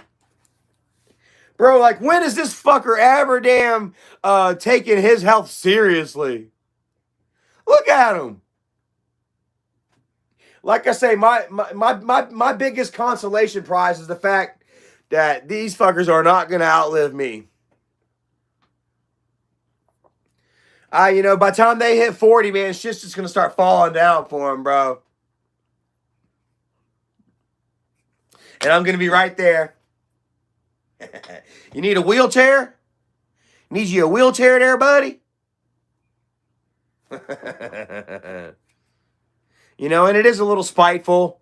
You know what I mean? And I feel a little guilty talking like that or whatever because, you know, negativity is never, you know, I don't know. It never builds up, you know, helps. It never builds. I don't even know what the fuck I'm saying. I was going to say conducive. I don't even know if that's a fucking word.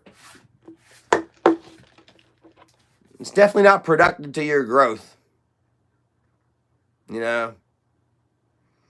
The Smart Life says they're doing it to themselves. They definitely are. Stasia Hart says you have a good heart. Remember that. You know, like, and I try. I wear my heart on my sleeve, guys. You know, unfortunately, like, I don't have a poker face. I never have. You know, whenever I was out there getting drunk and telling you guys that I was sober and shit, you saw right through it. You're like, no, you ain't. Whenever I was acting like I was chill, you know, but deep down I was just a fucking, you know, a whirling eddy of turmoil. You all saw straight through it. Orion Sirius says, y'all remember Amy's daily vlogs? She should be getting out of prison here soon, huh? Who remembers the Amy daily vlogs? Oh my God.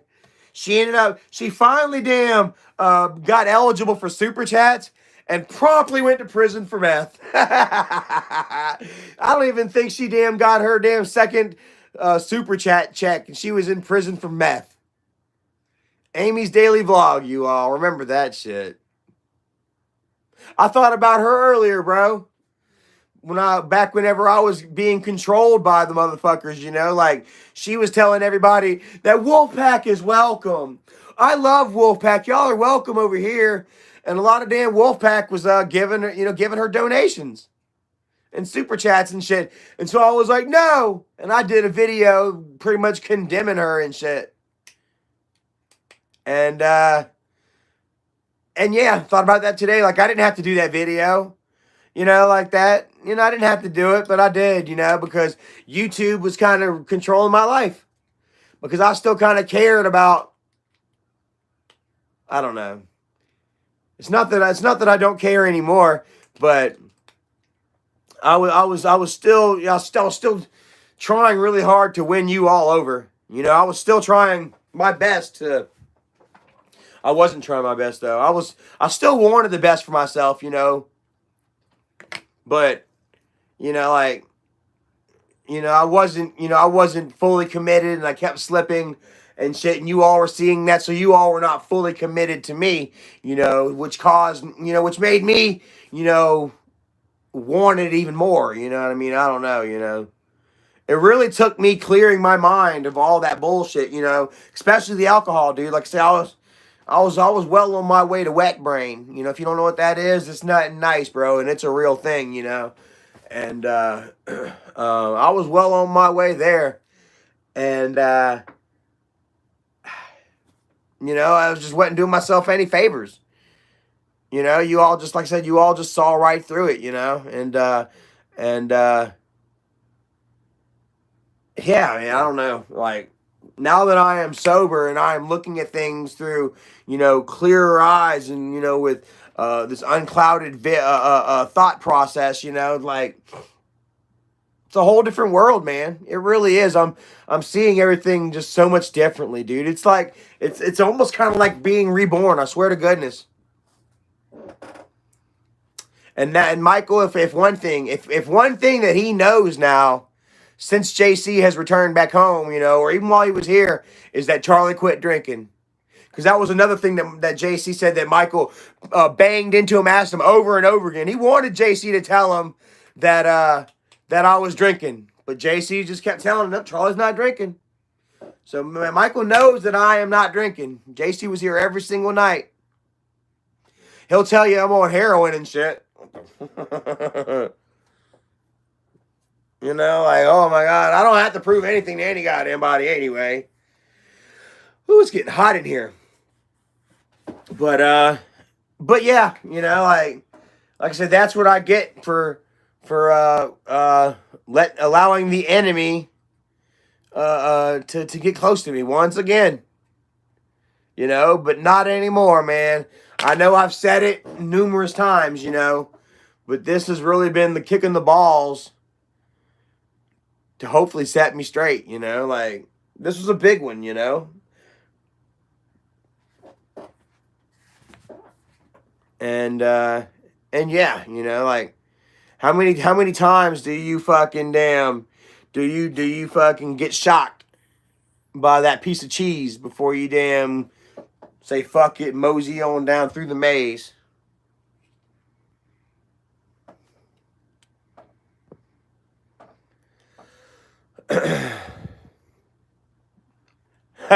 Kelly Allen says JC was telling us some stuff online here about them. He just goes back and forth to whoever he's living with to make them happy, whether it's the truth or not.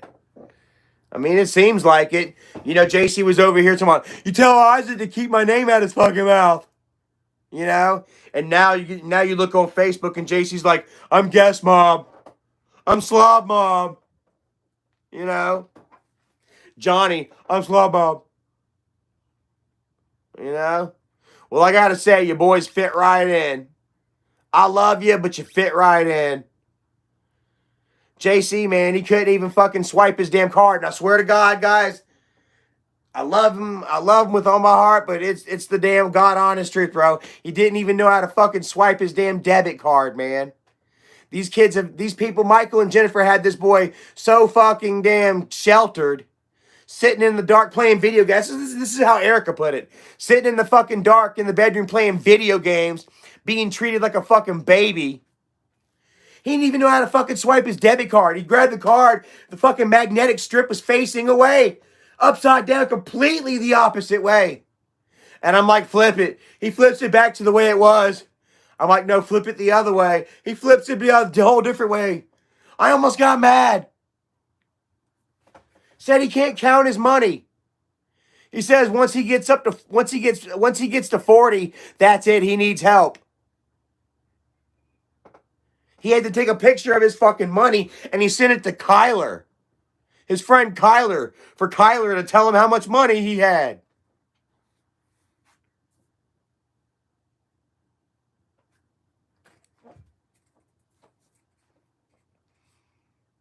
Oh, this fucker, and he wants to talk about how I was a clout chaser.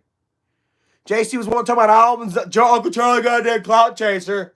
JC was messaging all my fucking female friends on Facebook. Talking about, yeah, I'm living with Uncle Charlie now. You want to fuck? How many of my female Facebook friends on here got a weird message from JC?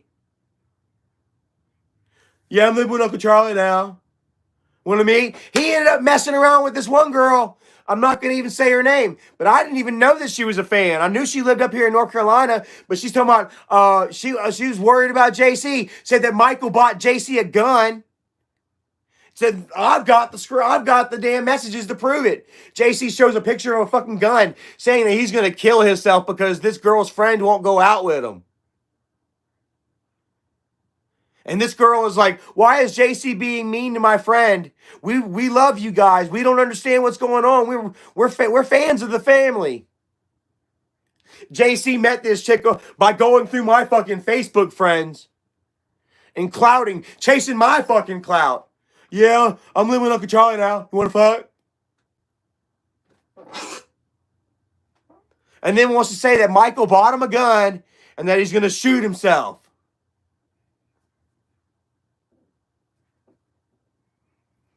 Like that's JC's game. That's how he pities girls and he pities and guilts girls into boning them. Well, you ain't gonna bone me. I'm gonna kill myself. That's not cool, actually. I'm laughing, but that's not cool. The Smart Life says JC acts all innocent. Well, dude, he's 20 years old. He done run away with a girl, with underage girl. He's been on dope. Gang, come on, guys. The boy's grown. He had me a little fool too, though. Wanting to get the baseball mitts and play catch and shit, you know? Like there was some sort of fucking of goodness still in him, you know? And I think there was. You know, I just think that he was manipulated, you know? Like, and then not too hard, neither. It didn't take too much. But like Erica said, you know, like he looks up to Michael. You know, like Michael is the closest male figure, role model, father figure, damn near, that that it's been in his life. You know, all these years, Michael has been the constant. Uncle Mike, I need. And Uncle Mike would throw him the money and shit. But Uncle Mike wouldn't try to talk to him, just like JC said whenever he was here. I said, how much have you talked to Mike? I said, do you talk to Michael like this whenever, before you moved here? JC's like, no. Michael just throws him the fucking money and shit, and then leave me alone.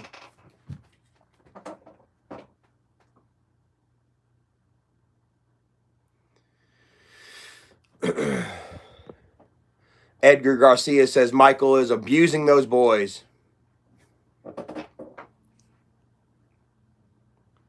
Google's piece said Jennifer's getting $400 a month per kid for disability. I don't know. I know that damn Erica's mom even tried to get JC a freaking damn a stimulus check. She was gonna try to get him all 3 stimulus checks. Get JC $3,000, and we were gonna get him his license and let him get a car and shit. And then turns out that his mom already claimed him. Jennifer already claimed him and told him, no, I didn't claim you. Even after we found out, we were like, JC, here you go, look. Your social security number has been claimed already by somebody. Jennifer's like, nope, not me. And there's no need for us to find out who it was neither. But even with the fucking proof right there, Jennifer's like, I don't know who did it. Knowing damn good well that if she didn't do it, she'd be on the phone with the IRS right now, making sure that it wasn't sperm donor, as she likes to call.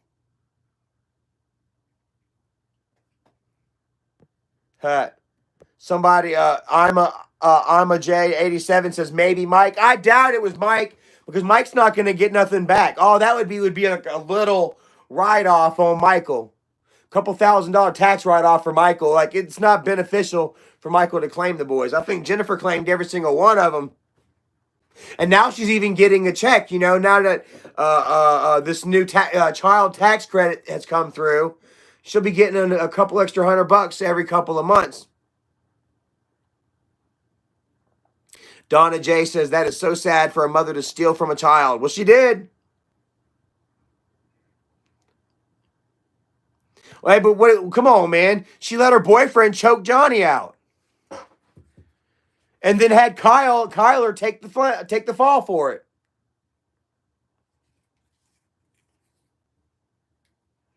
And they're covering it up. Come on, like, do you really expect anything more from Jennifer? I would say anything less, but I'm pretty sure she can go a lot lower.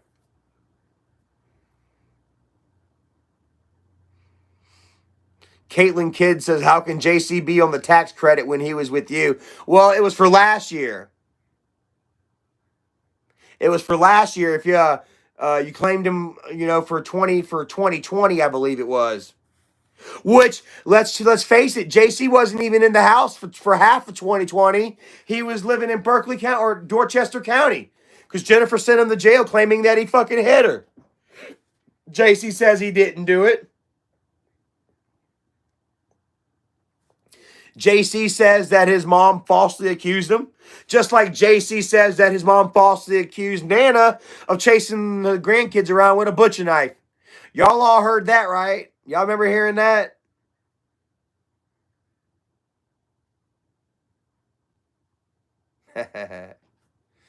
Lucy Weber says, have you got messages of JC talking to girls? Yes, I've got the picture of JC holding a gun. It's not JC's face, but he's got the gun, and it looks like Uncle Michael's deck. It looks like Mike's deck, if y'all want to see it. And he's holding the gun, and Michael's deck is in the foreground, and it says, Michael bought me a gun, and every day I'm living with the gun in my head, is what it said. Tell Libby, or whatever the girl's name, it wasn't Libby, I'm not going to say the name, but tell so-and-so I said thank you. Eric R. says, show us.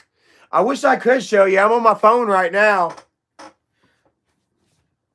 But trust, I'm not going to sit here and say that I got shit and then not have the capital to back that shit up and make myself look stupid. I'm not going to do it like fucking Isaac and Michael.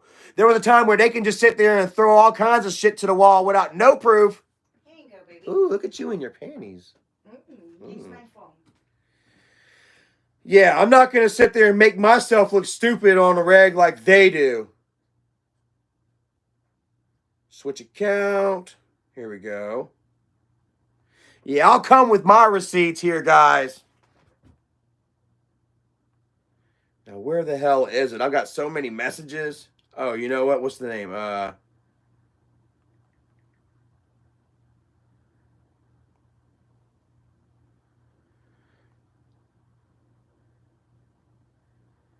Okay, here it is. You ready to see it?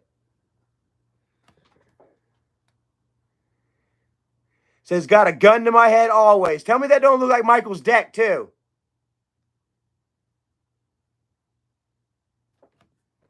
Say that don't look like Michael's deck.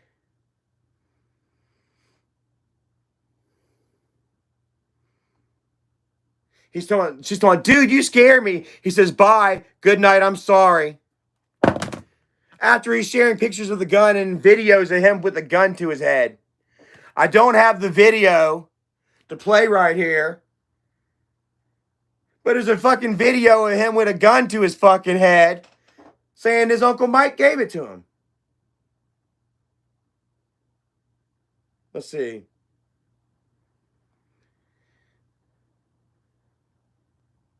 Come on. I'm ending my life. You can thank Tina. He's sitting there messaging all these chicks on my fucking Facebook page and then threatening to hurt himself because he's not getting any booty. And he says, I'm blocking you. And I'm blocking you, by the way. And then a few hours later, he says, what you doing? And this girl says, I thought you were blocking me. Fucking, how embarrassing. Here, babe, you can have your phone back if you want it. Kai MD says, oh gosh, he's one of those guys. Miss Stacy Walker, I was thinking about you earlier. How are you and your husband doing? Says JC is not mentally or emotionally ready to own a weapon. I bet he didn't send. Ooh, yeah.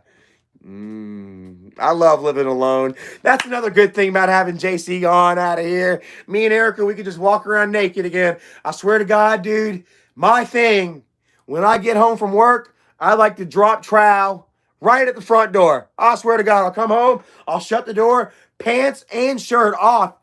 Bro, like my pants will sit right there, like, you know, with the loop. My belt's still like I let them fall straight down. I don't even unbutton them. I just take the loop. Well, I'll undo my belt and my whatever. Just let them wherever they fall, they lay, and we can do that again, you know.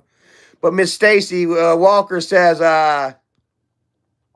yeah, I bet he didn't send him through gun safety courses either. And that's another thing, guys. Like, I'm afraid of guns, man. Like, I fully fear and respect guns. In the ultimate way, I think anybody that owns a firearm, they should be required to take safety classes, learn how to operate that tool of potential death. You know. So, Kimberly United says, did JC try to sleep with Erica? Oh my God, no. If he did, Erica would have set him in his place. Don't worry about it. Do you really think of Erica like that? Like, come on now. And it's a shame, you know, that JC would leave and that he would try and spread some shit like that if that's true, you know. I wouldn't doubt it though, like, you know, like JC's sleeping with every damn body. Erica's like, I'm not naked, t-shirt and undies. Yeah. See, you know, sometimes that's even sexier. No, but JC knew I would have beat his ass. Like I told JC after I found out that he told where me and Erica worked, you know. I said, you goddamn little motherfucker. I said, if you weren't my nephew, I'd whoop your ass right now. I told him that straight up. I was sitting on one end of the couch, he was on the other. I said, bro, if you weren't my nephew, I'd beat your ass to the curb right fucking now. Not necessarily for fucking rolling me over. But for what you did to Erica. Erica don't deserve that shit. She ain't worried no how. I said she ain't getting fucking fired. I ain't getting fired. But she definitely ain't getting fired. She's the motherfucking boss. She ain't done nothing wrong to no fucking body.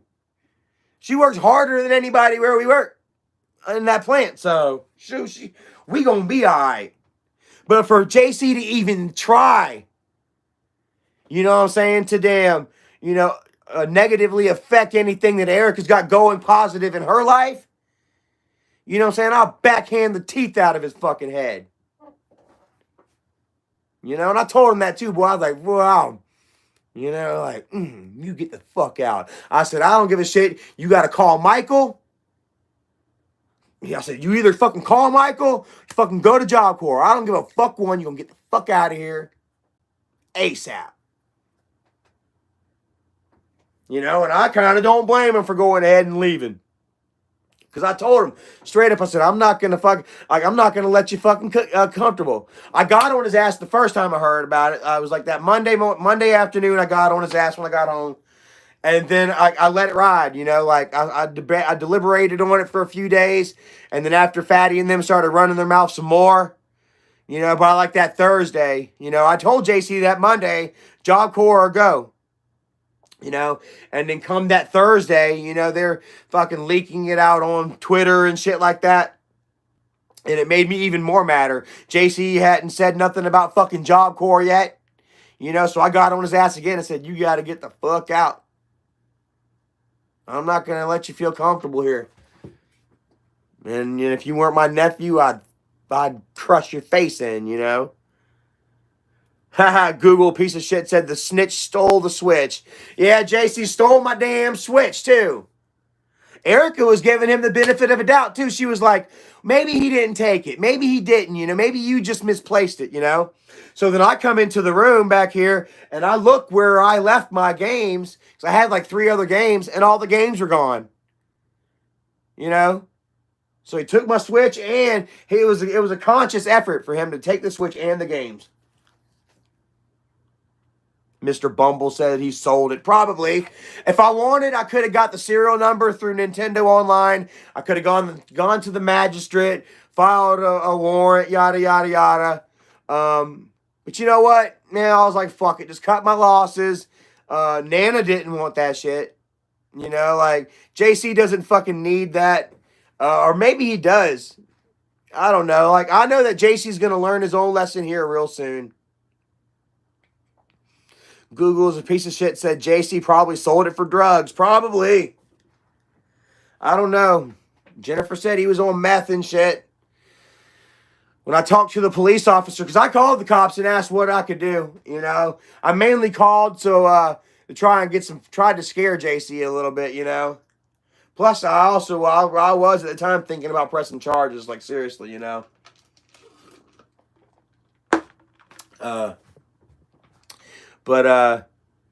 yeah, I was talking to the officers, dude, and I told them that he's going back to Somerville, and they were just like, Somerville's bad. It's bad. And they know it's bad. Like I said, Jennifer and Michael have admitted that the boys are on drugs, that they can't do nothing about it. Bree Vegas says JC is a snake. It was sad, too, man, because I really had hope for him. I thought that he looked like he was having fun here, We took him to fucking mountains. We took him to the beach. We took him from the beach to the mountains, man. I took him out to Goodwill, man, and bought him some nice adult clothing. Tried to add a little bit of damn respect to his palate.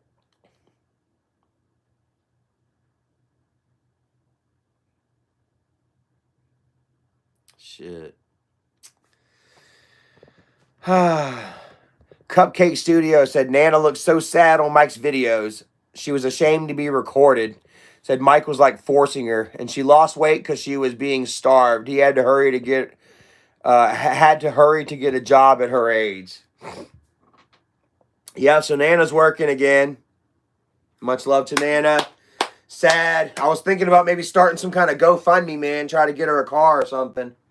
Because she's having to ride the bus back and forth to work, But also, man, I gotta stay away from that shit. Like, I love my mom, you know, but she's letting Michael do for her. She's living in Michael's house. At the end of the day, Michael calls the shots. You know what I'm saying? And there's no need for me to go ahead and meddle in that, you know? It's not my life. It's not my responsibility. I love my mom. I hate to see her go through that. But this is me learning that I, you know, got to let that shit ride. That I got to focus on me and Erica and ours. I got to worry about my cars, which, guys, I just got my license reinstated. Woo! Yeah!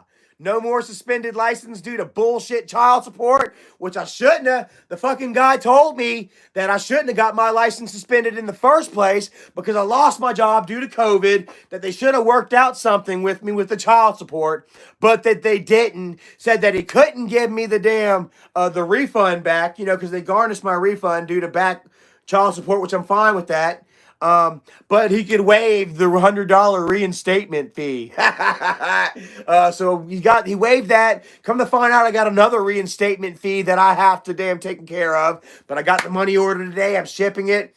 Gonna have my license taken care of in like a week, and I'm gonna have my Jeep hopefully here by Labor damn Day or Memorial Day. Which is it? Labor Day.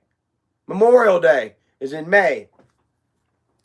Hopefully I'll have my damn Jeep by then, guys. And yeah, just focus on myself, guys. Because like I say, every time that I try to reach out, that I try to get close, that I try to help that side of the family. Bree Vega says, you getting a Jeep? Yeah! I'm getting a Jeep Wrangler Export. It's only a 2-door, but I like it anyway. You know, and it's got the rag top that's going to be can fully come off. I'm going to get me some nice big fat rims on it and tires on it. I'm going to have this thing looking Mac the fuck out, man. All thanks to Erica's stepdad, Joby. We love you so much, man. You are amazing, wonderful. And that's the family that I need to be focused on. You know, I don't need to be focused on fucking, you know, Mom, Michael, JC, all them that are just fucking there to listen to Michael and do what he says and fucking hurt Charlie, you know, for some YouTube clout, internet fame bullshit. Caitlin Kidd said, what color Ranger? It is a red. 2009 Jeep Wrangler trail rated. Yeah, 2009. And guys, it's only got like fucking 30,000 miles on this thing, guys. Like, it's basically a brand fucking new Jeep. And Erica, hopefully we're going to have her car paid off by the end of the year. We'll have 2 cars, no car payments. Man. Erica's looking into a new place to rent.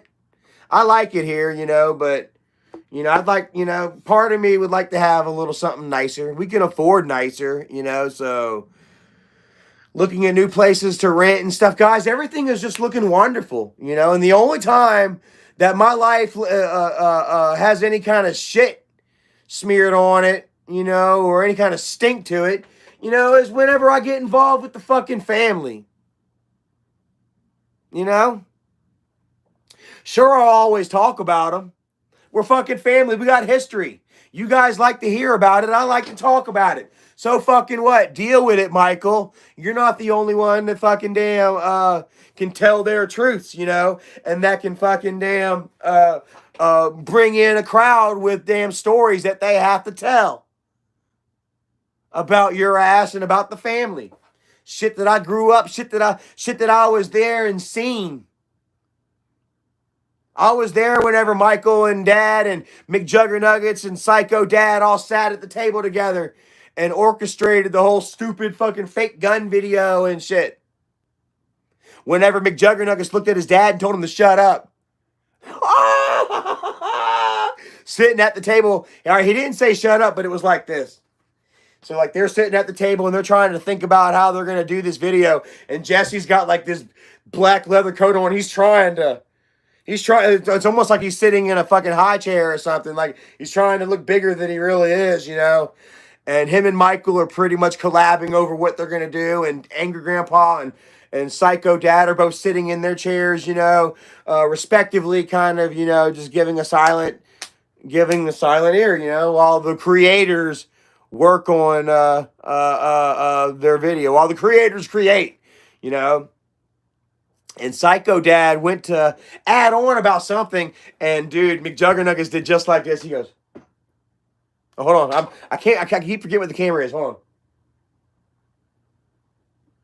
Yeah. So, anyways, I swear to God, he's like, yeah. So I figure I come in with the gun.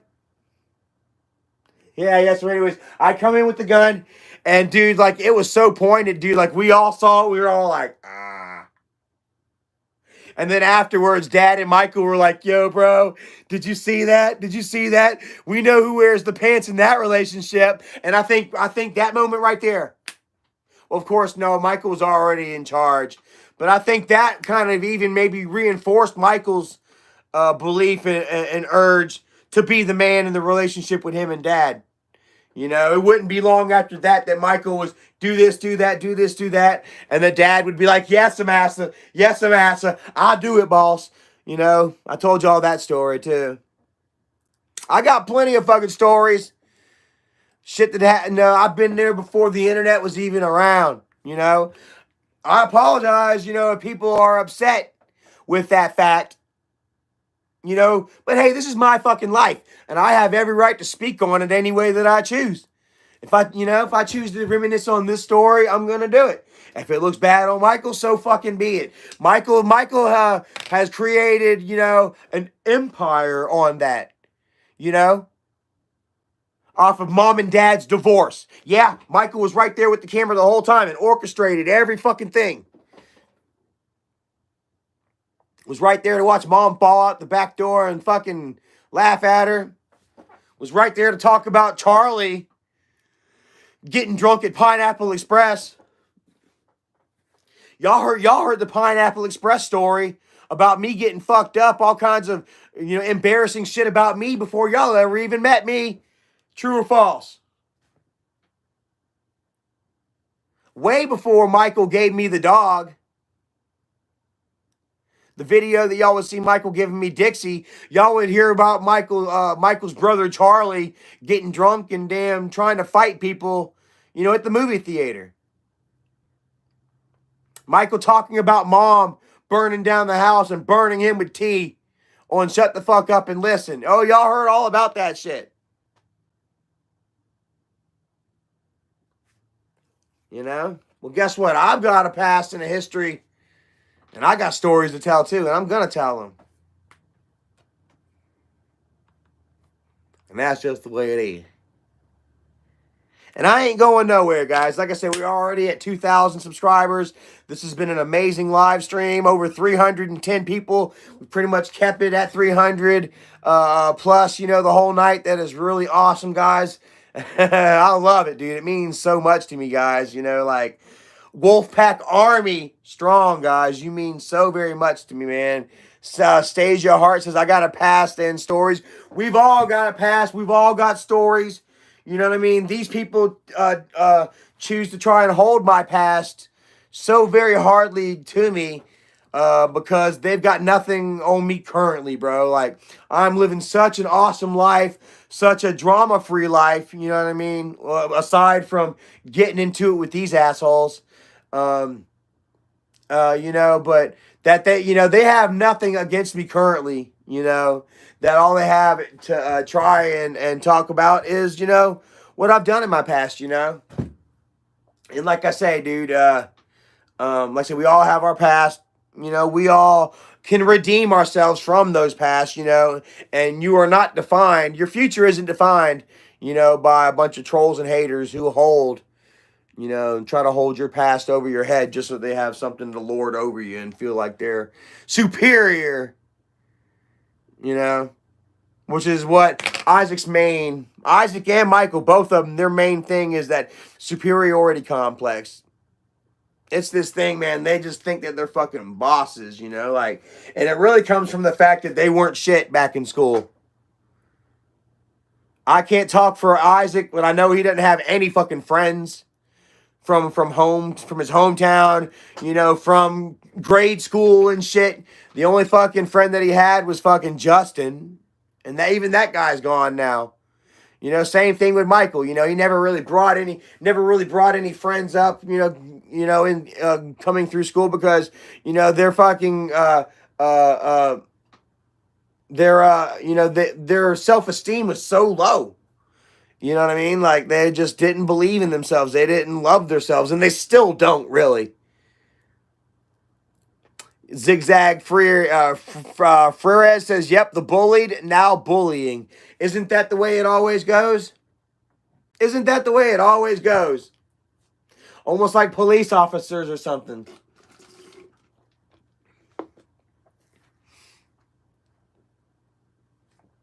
And that's got to be the worst, man, when you know deep down that you really ain't shit.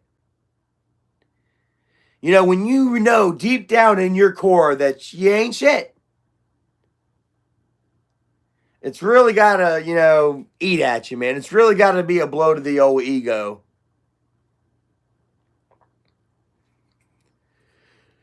Max Keeble says Mike is a past EDP. Past EDP. Pedophile? He hooked up with Bridget when she was 14. He was 21. So... Google's a piece of shit. Says save up by living there, and then when the housing market dips, you can get a good deal on a house. Bro, let me tell you what, man. I've been thinking about it. I seriously have been thinking about, instead of just renting or something, finding us something that we can rent to own. Getting us some land and getting us a damn trailer or a house or whatever. Don Vita, what is up?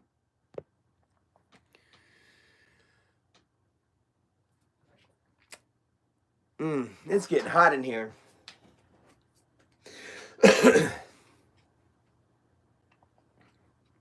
Stasia just bought her first house. Congratulations.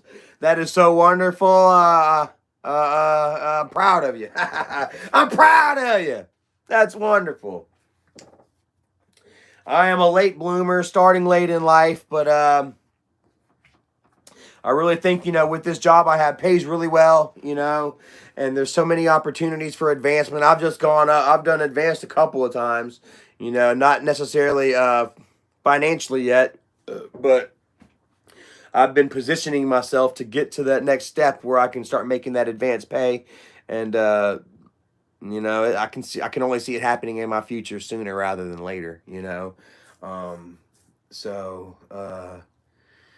yeah, the future's looking bright. Everything is on the horizon, dude, and I'm just gonna continue to stay positive. I'm not gonna sit here and just stay shut the fuck up, though, mind you.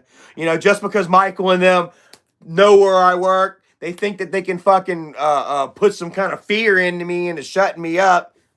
No, not gonna happen.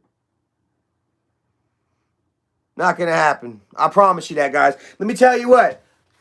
If it came down to damn losing my job or making sure that the boys are protected, or at least everybody knows that y'all are covering up fucking child abuse, then it was worth it.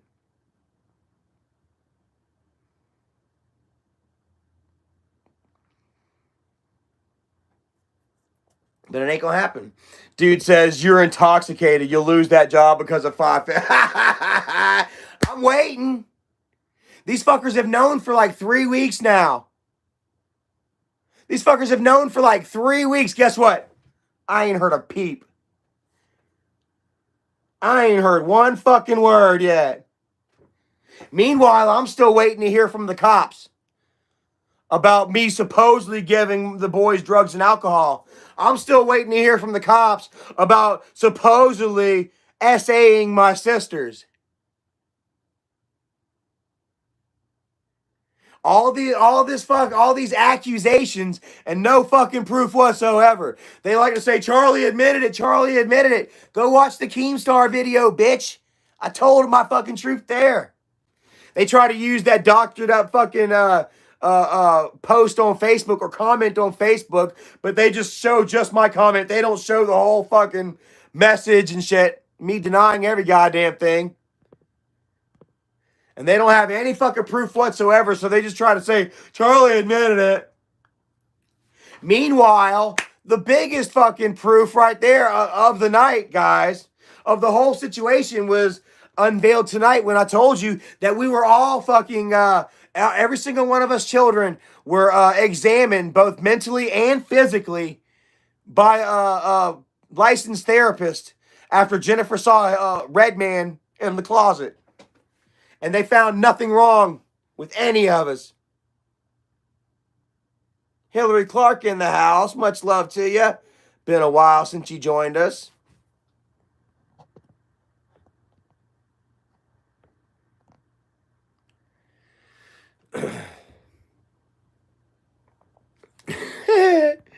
Dawn of the Dead says, yeah, now certain people are saying Charlie S.A. Nikki and her kids. People are so stupid. And see, like, you all know it, guys. Like, you're all sitting back watching. You're like, man, I've watched this for years. Y'all are going to sit there and deny this? Y'all seen Isaac and Michael come forward and deny shit that they stood their ground on for so many years. This happened, this happened, this happened. And then they're saying, oh, that didn't happen. Prove it did. You guys are like, really? We know better. Just because we don't have a fucking dossier on your ass, you know, doesn't mean we weren't here to watch all this shit take place.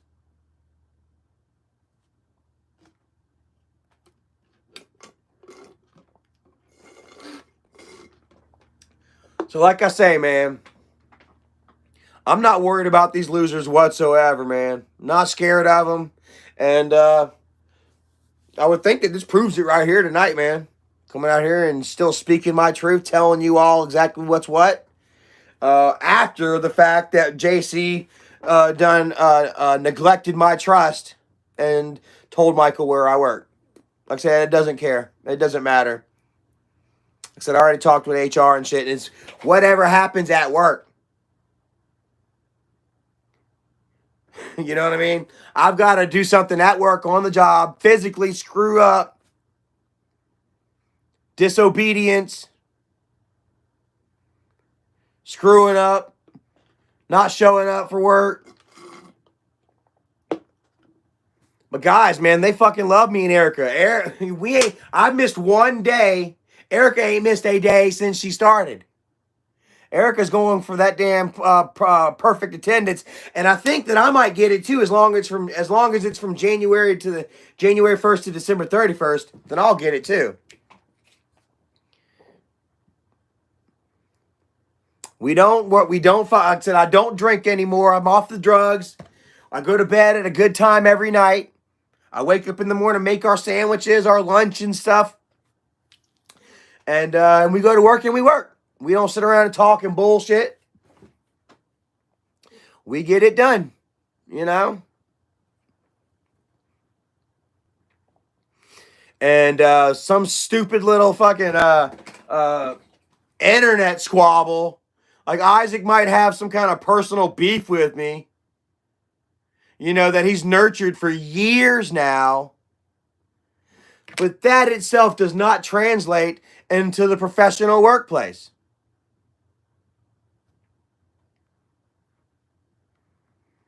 None whatsoever.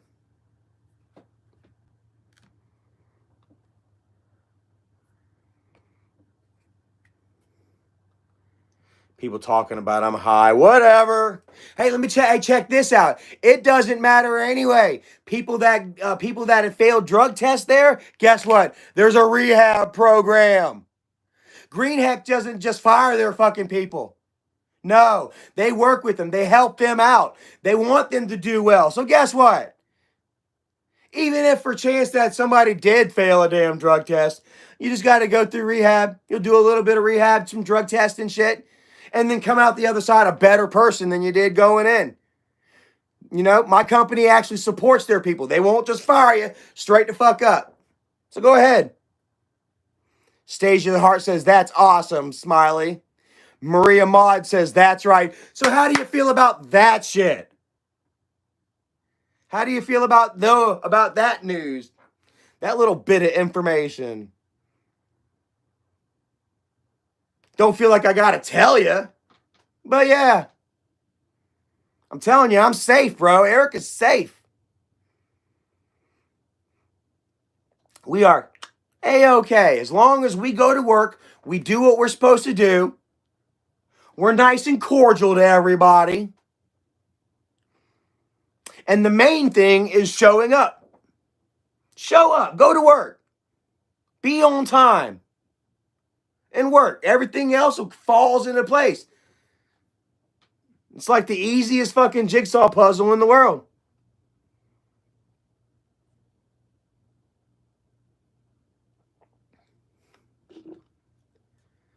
So, like I say, man, you're not scaring me. We are not intimidated at all. They thought that they had the trump card. And I'll admit, you know, at first they kind of did. I'm like, fudge. Hey, but don't you know? Truth time. Now that I'm all sober and shit, guys, I got a little bit of truth to tell you. Don't you know that I did not get fired from RSI? Do y'all remember back in the day when they found out that I worked at RSI out in Lincolnton, and they fucking they doxed where I worked like 3 years ago, and then I would tell you all that I got fired. I lied. I'm sorry, guys. I was drinking at the time, you know, but I did, guys. I hated the job with a passion. It was almost an hour away. The channel got monetized, and I said, fuck it. I don't want to work here anymore. And I quit, and I blamed it on the trolls. I'm sorry. I apologize. But check this out, guys. These guys knew where I worked back there for months. They knew I worked at RSI for like 2 months. And I never heard a word. These fuckers probably called every single day. And guess what? I never heard one single word. I claimed that the trolls got me fired. I just didn't want to look like a piece of shit for quitting my job. No, after I got monetized. You know? But that's the truth, you know? Like, I'm not going to sit here and lie to kick it. That's what happened. And a lot of you guys saw that too. You were like, come on, man. Your channel gets monetized and then you get fired. That's a little suspicious, Charlie. You know, and timing is everything. You know, it really does tell a lot. But yeah, you know, they tried back then, and it didn't work back then, you know, and they knew for months, and I didn't hear a single word, bro. I'm telling you, these fools, man, they try to sit there and they try to inflate this stupid little damn these personal problems that they have with people. They try to amplify it to be bigger than it is, and then they try to project that onto other people. Max Keeble says, drink Sobe energy. I don't want any energy drinks. I've been off of energy drinks for 2 weeks now. I do not need to get back on. Was that It's Keto says RSI on General Boulevard? I think it was out there. It was where like they have a bunch of different factories and shit, plants out there. I hated it, man. My job was to pick up the marble, set it on the fucking the sink, or set it onto the cabinet, roll it. Marble up, roll. Marble up. Boy, I was fit too. I felt good out there. But man, like I said, it was an hour away from me. What's up, puss? Pussy. All right. I was an hour away, man, and it was only $10 an hour, bro. Man, I couldn't do it. Couldn't do it. It's Keto says, I hated it there. I didn't really like it too much neither, man. Like, there was no winners there, bro. Like, I'm sorry. There was no winners there. There was a lot of temps where I was working. I worked for this Spanish guy named Mario. Mario, he was a real short dude. He liked to keep his hair flipped up. He liked to wear the tight pants back before the tapered legs were fashionable. And he worked out a lot. He always walked around. He was a buff little dude. Buff, good-looking little dude named Mario. He was my line lead. And I hate him. I swear to goodness, man, that they were selling sex out there. Dude, I cannot be for certain, dude, but I swear to goodness, man. I swear to goodness, like, I believe that he was selling sex out there, and he had a girl that she'd go to the bathroom every 15, 20 minutes. She'd go to the bathroom and be gone for 5 minutes or so. Come back to the line, start working again. 10, 20, 30 minutes later or something, you'd see another guy walk up, come talk to Mario, go to the bathroom. She'd walk to the bathroom. I swear, man, I think they were selling some booty. Them Spanish girls were selling booty. The Spanish dudes were selling their Spanish girls out there. More like it. Pussy Fart says Mario with the little man complex. Like I said, he was short, man, but he was buff. Like, he probably could have tossed me, fucking dunked me on my neck. So, Linda Brisbane says, and for the record, there is nothing wrong smoking a little weed. It's God-grown, not man-made. Well, I mean, it is illegal. There's that. So until, the federal government, changes their stance, that's technically, it's illegal. You can't use it, But there are many, many people, that are, their opinions have changed on that. Like I say, man, there was a time, where me and Dad, Dad, I smoked pot all in my damn teens, and Dad didn't like it. If you want to smoke, you can't stay at my house. Can't be around here, And hell, once I moved in with Dad over there on Longleaf, damn, he was buying my pot for me. And it was the good stuff, too. It was the Blue Dream and shit. We were puffing on Blue Dream for like fucking 3 months straight. I smoked with my dad. That was a sad time too. I smoked pot with my dad one time, guys. And I remember he started coughing real bad because he couldn't deal with the smoke, And he hit it a couple times, 3 or 4 times, about half a joint, but then he had to go to bed. His stomach, his throat hurt too bad. He laid down, went to sleep, and called it a night. And went to sleep. And I went back to my room like, damn, the old man's getting old. It's like the old man's getting old, And now it was a sad moment for me and him.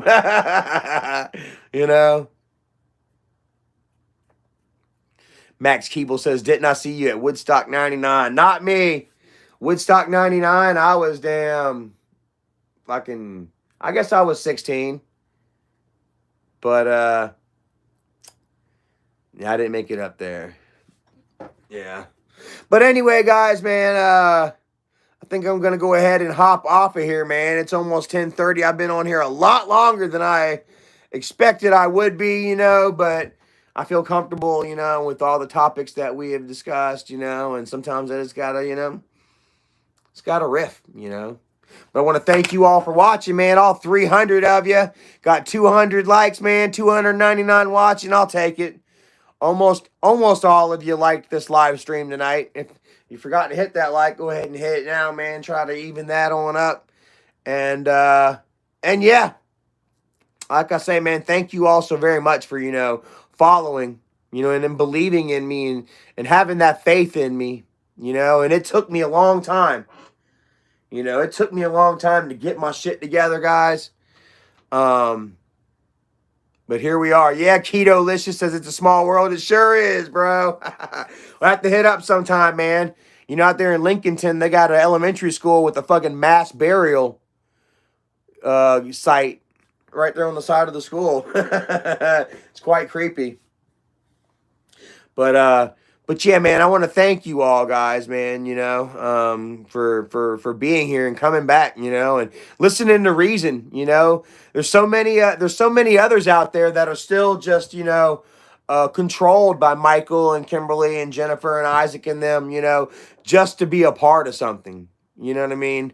And accepting the lies and the bullshit, you know what I'm saying? And, but, there's just as many as there are that believe in their shit. There's just as many that don't anymore.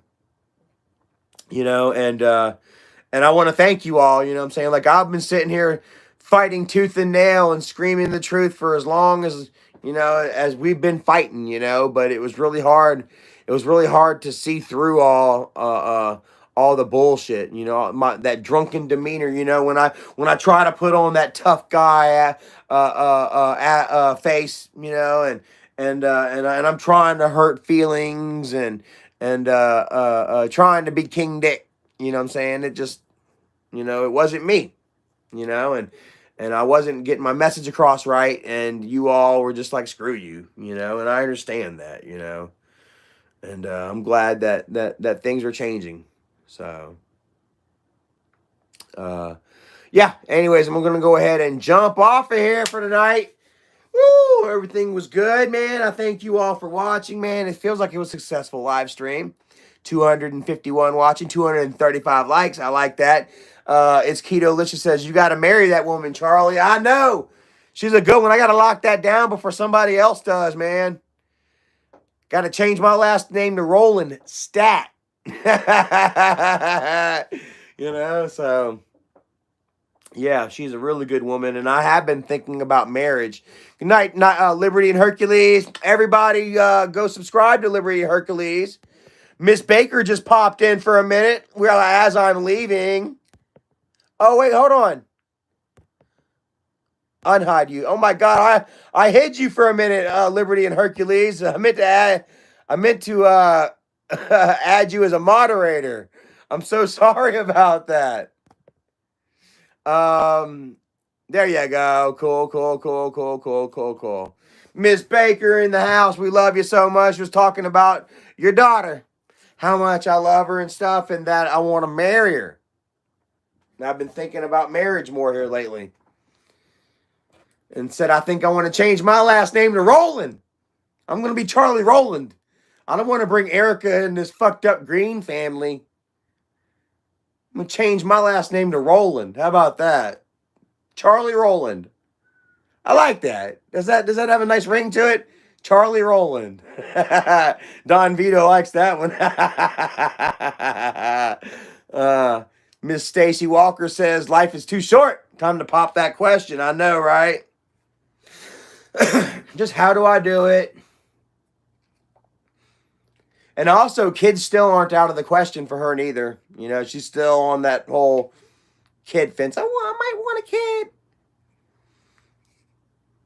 So, and we don't necessarily have to conceive in order to have a kid. We could adopt or something. Plus, I'm sure Skylar's going to come back to me eventually. And, hell, she's damn 16 and a half, going on 17, I imagine, in a few more years. She might be having her little one. I'll be a grandpa. I'll literally be an angry grandpa in my 40s.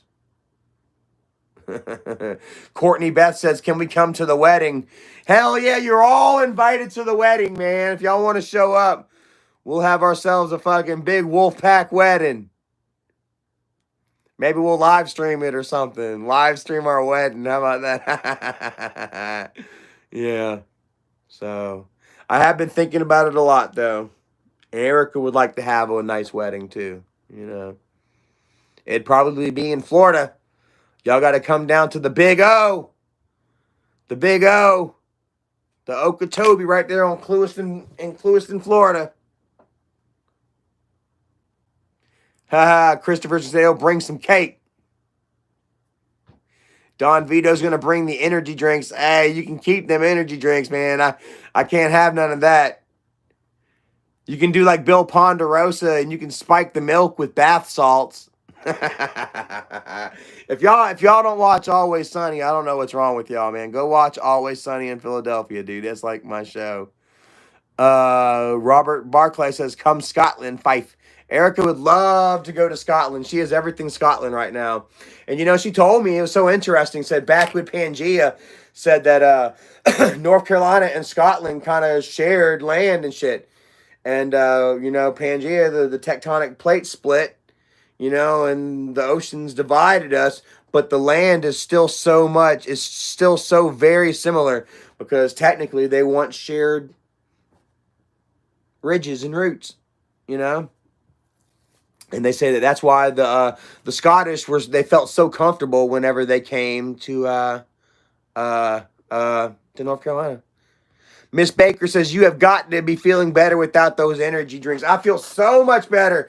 I haven't had energy drinks in 2 weeks, and I haven't had sodas in over a week. So, man, I am feeling so much better.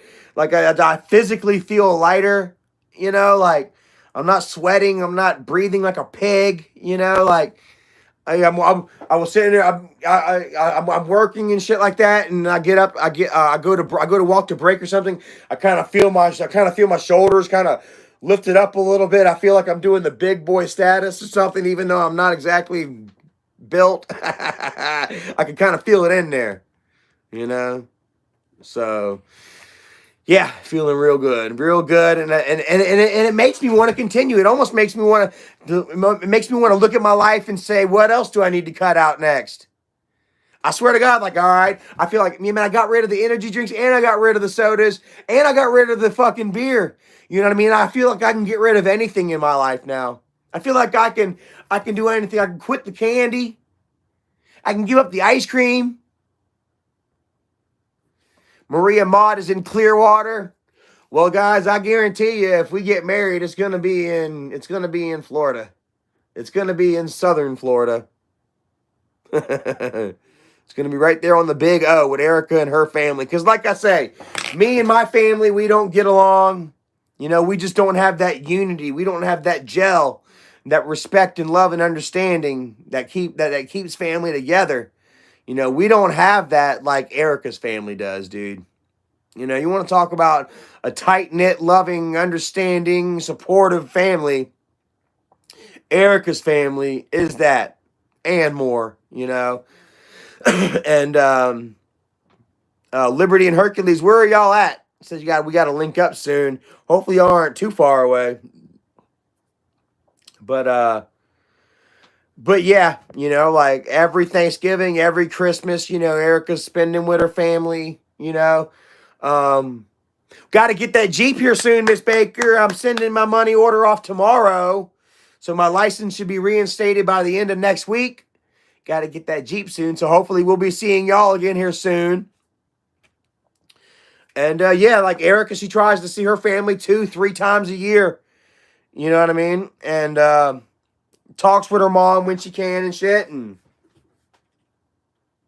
it's always peace and love, you know, and just good stuff, you know, like they're always getting along, you know. And like I said, every time that I've screwed up, you know, Miss Baker has been Mrs. Baker. Sorry, Joby. Mrs. Baker would always be right there to fucking tell me, to hold that mirror up and say, hey, look, you fucked up, you know. But she always showed love too, you know. And she wasn't like she wasn't gonna tell her daughter, you know, like, get away from that fuck, you know, like she could have too, and she would have had every right. You know, Erica, I seen something in Charlie that I just don't trust. You know what I mean? But the fact of the matter is, unfortunately, Erica was with somebody who was way worse than me before I come around, you know. I'm sure Erica's mom and stepdad and all of her family were just waiting for the day that she would kick her ex to the curb. So I mean, you know, I was already, you know, even being a part-time drunk, full-time screw up, I was head and shoulders above her ex, you know, in her mom and stepdad's eyes. For the simple fact, you know, that I didn't put my hands on Erica, you know, and I treat her well. You know, I tried to treat her well anyway, you know, except for when I'm drinking and I get all super emotional, and then I do play the victim card. Just because you've been victimized doesn't mean you necessarily have to play the victim card. You know, there are times, you know, where you've got to stand up and refuse to be the fucking victim, you know? But, you know, for some reason, whenever I'm drinking and shit, I always want to cry and boo-hoo me, you know, and nobody gives a shit about, you know, Downer Charlie, you know. You guys respect and understand that I've gone through some bullshit, you know, and struggles in life. But, you know, none of you guys refuse to let me sit there and just fucking fall down about it. You know, you guys make me, like, Charlie, you got to stand up.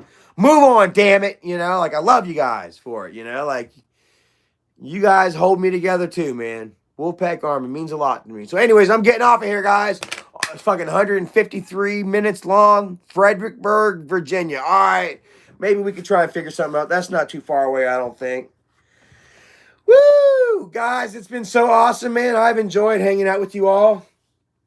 I feel like I'm losing my voice a little bit. I need to go chew on a Ricola and try not to yell too much. Oh, God. So, oh, God. Rispergu says, live stream next week. Yeah, we'll do some more live streams. Erica wants to go out somewhere tomorrow, so we're going to vlog tomorrow.